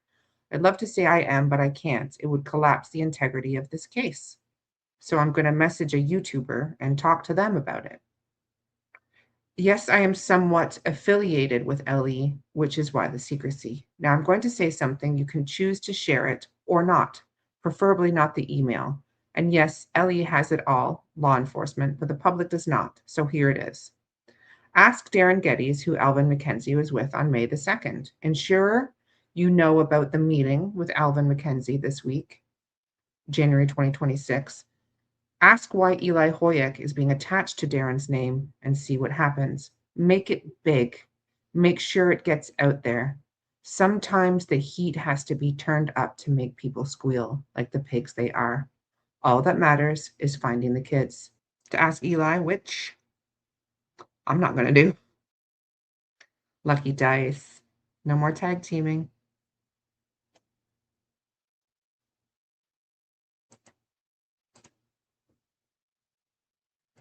All right, next email. All right, so the next one was, so that was sheepdog. I think the next one was a little son.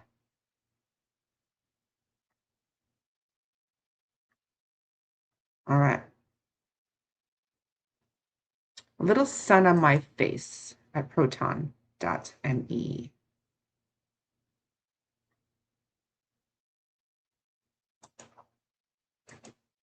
Explore Core, good to see you. Share screen. Here we go.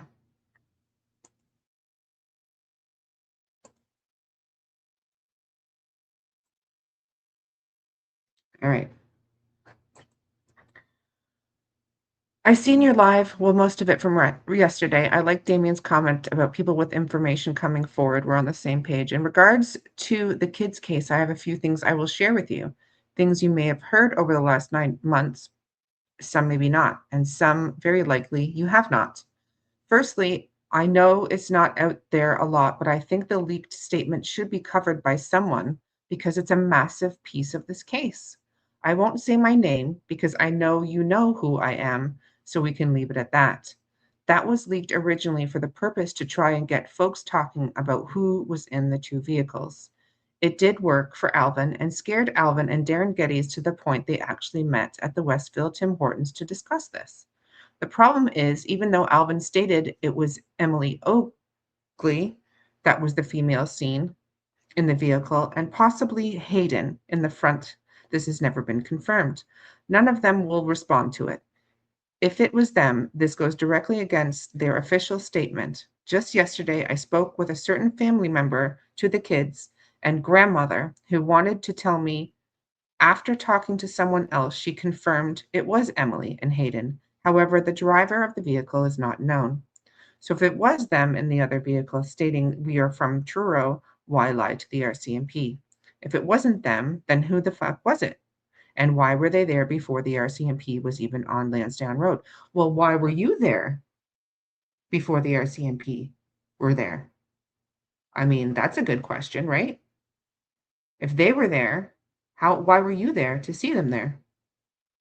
Curious. What were they doing in the woods at the brand new, perfectly clean pink girl's shirt that was hung in a tree? I will say I was inches away from the shirt. It was the first thing I noticed, having kids myself, and because of the conditions. The fact it was perfectly clean, no mud stains, no wet, and it was soaking wet out. Also, a child was putting it in the tree as it was. What's also very interesting is the fact that the photos of the shirt was never released by RCMP because it was irrelevant and it wasn't in the tree. It was on the ground with a blue rag. In many YouTube lives, I've seen the black and white RCMP SUVs parked there by the trail leading up to the woods, but till this day, it's not discussed. I believe it's because they know it was planted, which begs the question, why plant it? Indeed. Why would you want to throw off the searchers and investigators? Why indeed? We all know why. No, now I will say I've seen thousands of photos of folks before the official statement was given. But you said it was after. And only 2 people fit the description of the girl seen. Those 2 are Jenna Jowdry and Emily Ogle, which both have connections to the family and crime. Also not known is about the diaper dump found on the Old Lyric Cemetery Road. The road just before Daniel's trailer. On May 28th, I found a massive pile of infant and baby diapers. Across the 4x4 trail in the woods, maybe 30 meters, was a pink girl's shirt with baseballs on it. I took videos and photos and immediately contacted the major crimes and Sunny and other people and shared these things. That night, it was all picked up. They didn't leave a single fiber behind. This is not public knowledge, but I'm giving it to you, a YouTuber, hoping that you'll put it out. Now, bear in mind, this was given to me in January, okay? In January. I know the shirt photo was leaked and it did not go anywhere, but I can confirm it was legit. We know Daniel was dumping the kids' diapers there. Also, I will confirm a tip came in about Daniel's favorite little fishing hole. It falls across from St. Andrew's Church by the graveyard. There was a torn pair of female underwear, torn in half and bloody. Next to it was a very small boy's black and white root sock. Looked newer and had small white grippies on it. I'm going to pause there for a moment. So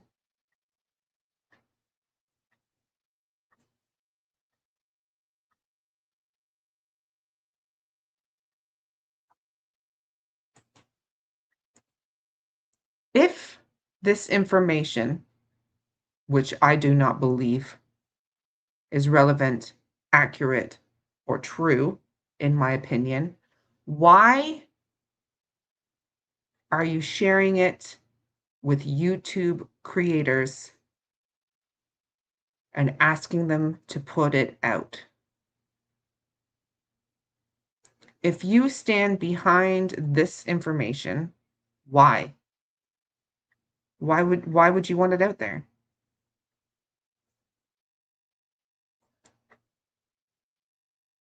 I just don't get it, to be honest. So, all right. So yeah, it's changed from women's underwear to children's underwear. That was found and reported to the person to the RCMP when I took them. The location was photographed, bagged, and Amy with GSAR took the exact location. A week later, Major Crimes wanted to have a meeting. This part is not for release, but he's already released it, already discussed it with A Balance. So, Unknown caller. 1 second. Hello. Hello.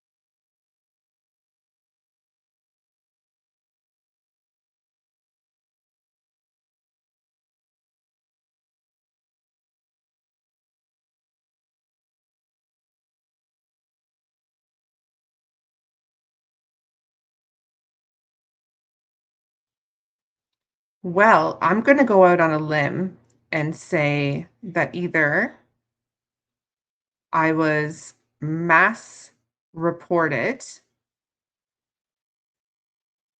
because people don't want me talking, or the RCMP don't want me talking. But because it says YouTube violation, it means I was mass reported. And who would want to mass report me? What have I said on here that isn't people's own words?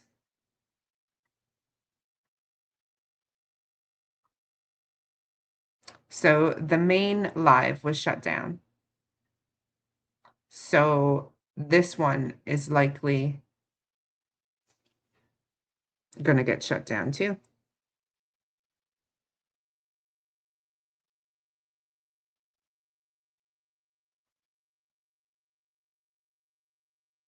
Oh, Daleen. You don't want the truth to come out as to what your people are doing behind the scenes.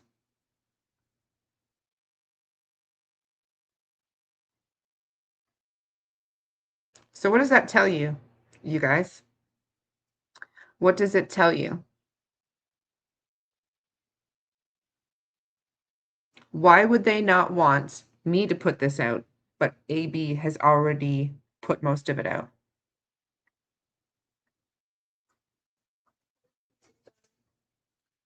One moment, I gotta take a pizza out of the oven. If I get shut down, I will come back with another live. It won't have a thumbnail or anything or any description, so bear with me.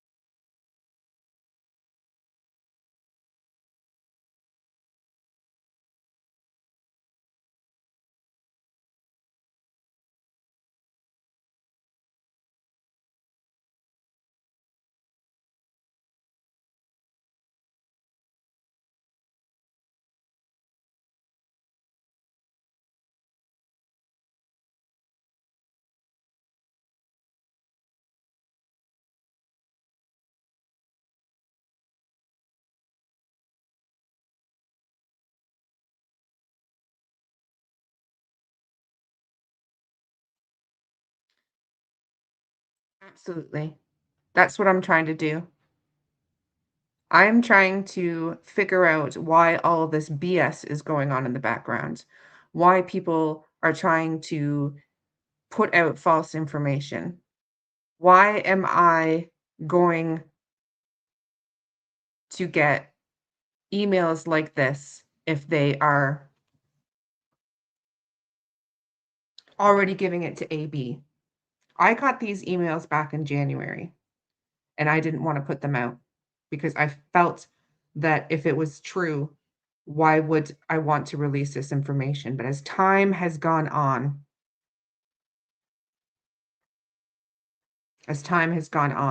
I've realized that it's a load of shit. So this is what I deal with. So they're mass reporting me, which is fine. And I'm sure they'll mass report my channel, and they'll mass report this part, and I'll have to take it down. But why send it to me, ask me to put it out, and then when I say I'm going to put it out, send me a cease and desist? Can somebody explain how this makes any sense? Is this revenge for putting out your audio? If this channel gets shut down, I'll start a new one. It doesn't matter. People want the truth. Daleen, Chrissy. They want to know what's being plotted and concocted in the background. You gave birth to Brandon and Anita. And wait till I go on about Anita. Again, this one's for you, Dice. Tip of the iceberg. Just the tip.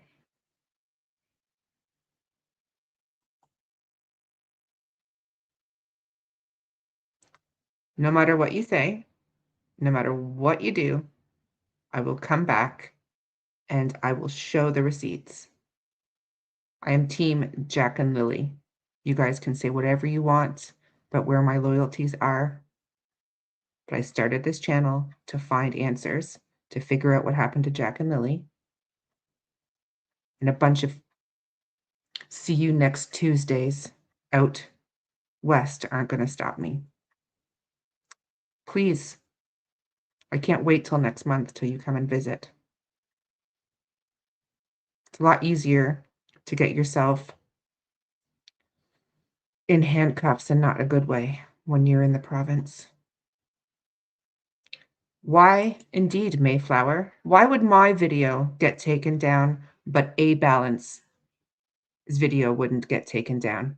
He's talking about the same stuff I'm putting on there, yet he is imploring his viewers to mass report me to CPS. He can say whatever he wants. Everybody can say whatever they want, but I can't.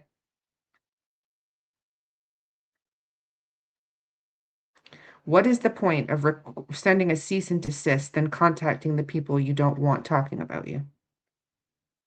No, what happened was they sent me all of this information, begged me to put it out in January, begged me to put it out, wanted me to meet them up for coffee. I didn't go along with what they wanted me to do. I started questioning why the things that were being said didn't add up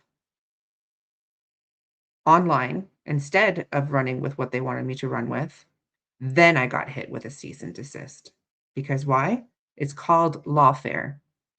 They're trying to intimidate me by using the law to get me to be quiet because I didn't want to go with what they wanted me to go with.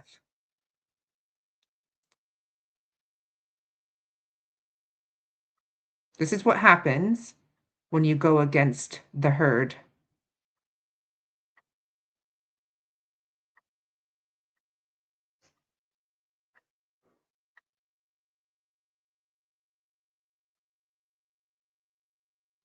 Yeah. Yeah.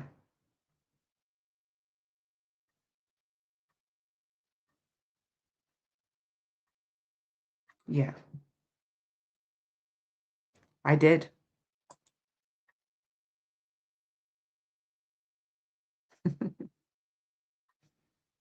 Yeah.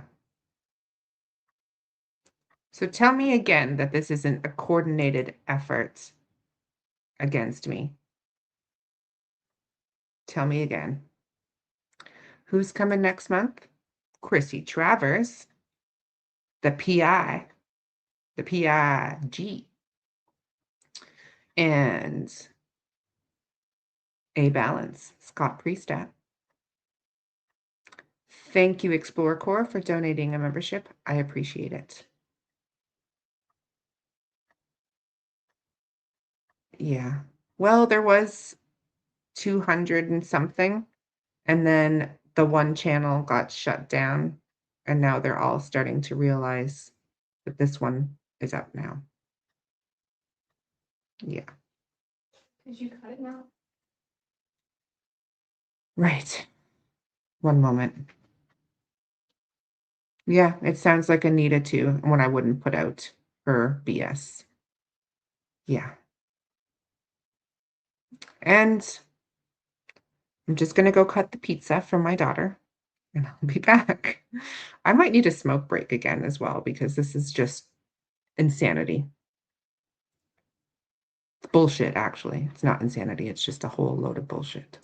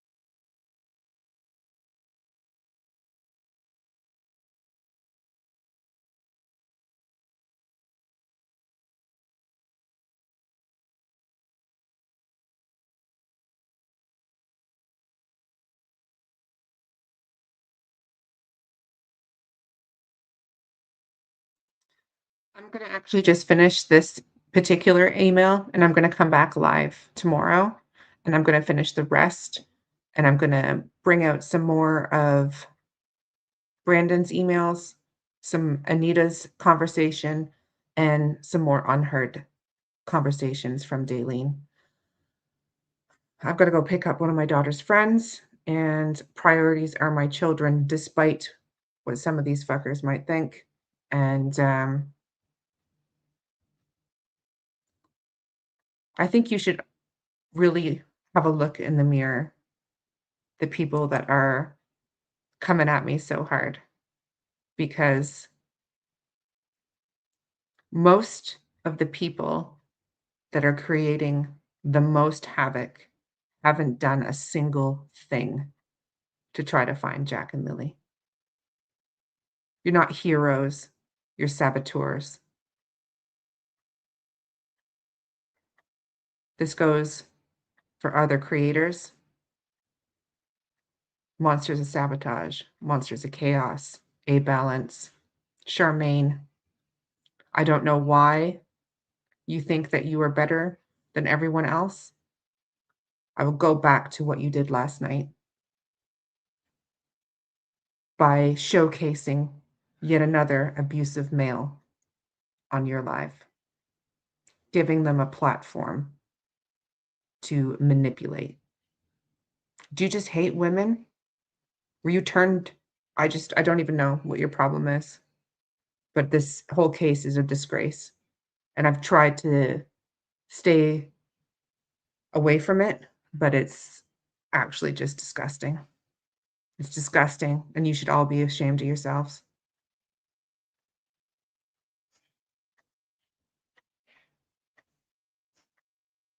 Well, Belinda, both channels will be shut down. This one, when they get enough reports, will also get shut down.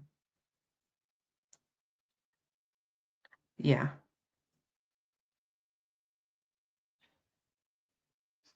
It's funny, though, that I get reported for mass bullying, for bullying and harassment.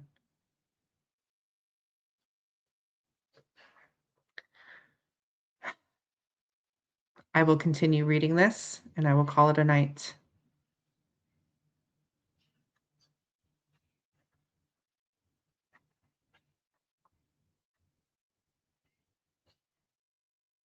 Just know this, nothing you say or do is going to get me to stop. Not your cease and desists, not your threats with scary names in my chat. Nothing.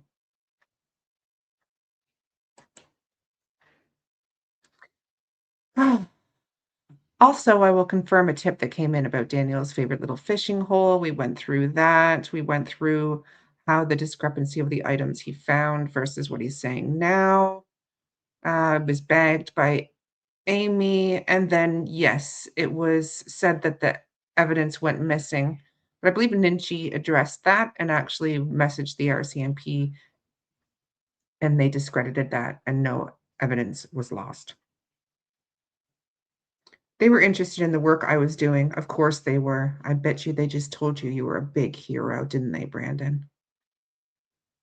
I was told to only correspond with them. Until this day, I still do. But you also corresponded with me, a YouTube creator, and wanted me to put this out. Several weeks later, the evidence was found. However, this information has never been released officially by law enforcement. So please just keep that between us, as I only want to clarify it. It is true. This is a way to discredit law enforcement. This is what he's trying to do. This is an element of what they're all trying to do, which is to discredit RCMP to make them look ineffective and inefficient. This is another example of someone else I know who thinks that they are better than RCMP, thinks they are better and smarter than law enforcement. So yet he goes again into the Eli Philip Hoyek. How many people are going to drop this guy's name? How often is this guy's name going to get rammed down my throat? No pun intended. So he goes on to say who he works with. And some of the folks in Lansdowne have been dealing with Eli. But for safety reasons, for now, I cannot disclose. Really? Really? Oh, this is interesting. I wonder if you know this, Chrissy. What PI do you think he's referring to? In this case, I wish I could say more, but maybe in time. For your own safety, I wouldn't release it, but I'm giving it to you and asking you to release it. He just asked me to release it and make it big in the last email. But guess who also has ties to this sicko? Darren Geddes. So does a certain PI. I know it's tempting to release it, but I wouldn't. Like, tell me that this is not the most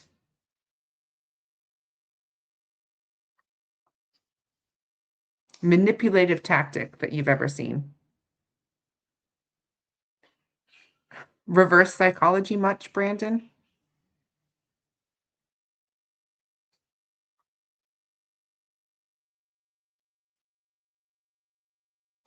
No, MD didn't need to pay. Because Anita was desperate to get her shit out there. And when I didn't do it, she moved on. See, everyone thought, oh, she's the newbie. She's going to jump all over this for clicks and views. I've been sitting on this since January.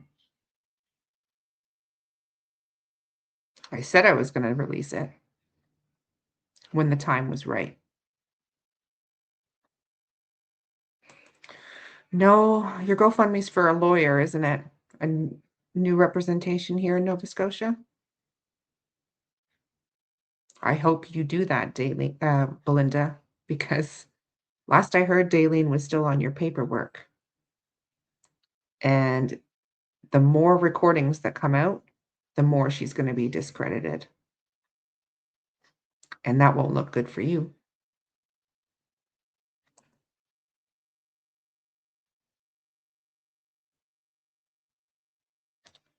That is what I will do.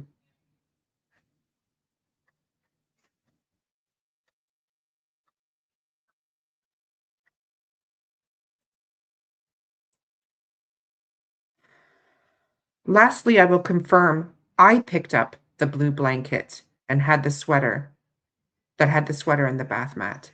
I was given the grid location. It was meant to be picked up by Major Crimes. Somehow this was lost in translation until it was leaked and someone told Daniel to go get it. I was asked to go grab it as fast as possible, so I did. I was then directed to take it to the Stellarton RCMP. By the time I arrived there, Major Crimes from Bible Hill was there. The evidence was turned over and taken for examination. I believe it was planted for the PBMH weekend and was not relevant to the case, in my opinion. I believe it was an attempt to frame Brad Wong. One other thing, that was my words, not his. One other thing, May 2nd, day one, I was approached as I came back from a marshalling point for food and a break by an old man and a woman in her mid-40s driving a blue Dodge Ram. They told me they had talked to their neighbor, Harvey McKenzie, Wayne McKenzie's brother and neighbor. They said Harvey told them that he had seen Jack the night before. They said Harvey also stated he never sees the kids because of a rift between the family. So how did he see those kids? They took me to his house. I couldn't go much further as this was risky. I was on my quad, so I took them back to the RCMP where I advised them to tell RCMP the same story they did. 6 months later, I find myself out on November weekend when Please Bring Me Home was down. There were areas of interest to be searched. With a presence out there, it was safer to do so. But were you searching or were you spying? This is when I was followed again by Wayne McKenzie. 2 minutes. Well, we have to go now because. Okay, yes, I'm going to take you. So I confronted him and we had a talk. He settled down pretty quick. He didn't want a confrontation with me, and then he wanted to talk. I told him I was going to record it. He agreed. as long as it didn't end up on YouTube, but that's exactly what you did, wasn't it? Some of it was too disturbing to release, but we released some of it on Monsters of Sabotage. I'm sure you understand. What I will tell you is he did state that Daniel had been making several trips to Harvey's. He actually almost wrecked, according to Wayne, his black Cadillac SUV, which he got outside of Halifax by the airport, according to Wayne. But he didn't get that until after, so I'm confused. Also, he wrecked it driving drunk, which is why it's still sitting on blocks with no tires outside his house. What's interesting, yeah, we know this about Eli. We know what he did. We know what happened. We know. We know. Yeah. This is all stuff that is still being pushed out by a certain girl I know as well. So what's interesting is Eli owned a mechanic shop. It was where an employee had died and paid nearly $70,000 in fines and had jail time. He was also investigated in the US for other things like trafficking. But I'll leave you to dabble in that for yourself, should it pique your interest.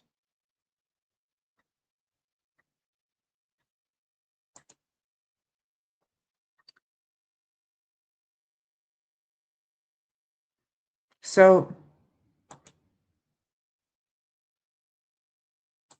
I have had this guy's name shoved in my face, continue to have this guy's name shoved in my face, and it's just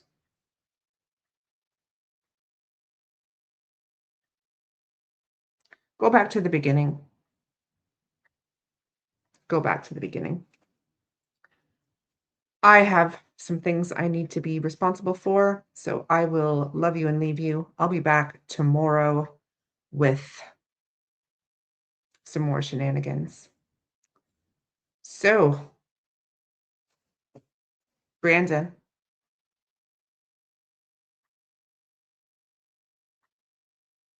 how you feeling about the lawyer and the PI now?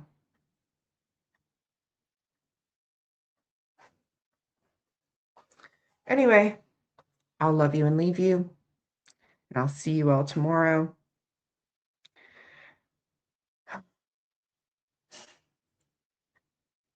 Thank you all for being here, and a big fuck you to everyone who mass reported me. Karma's a bitch. Bye.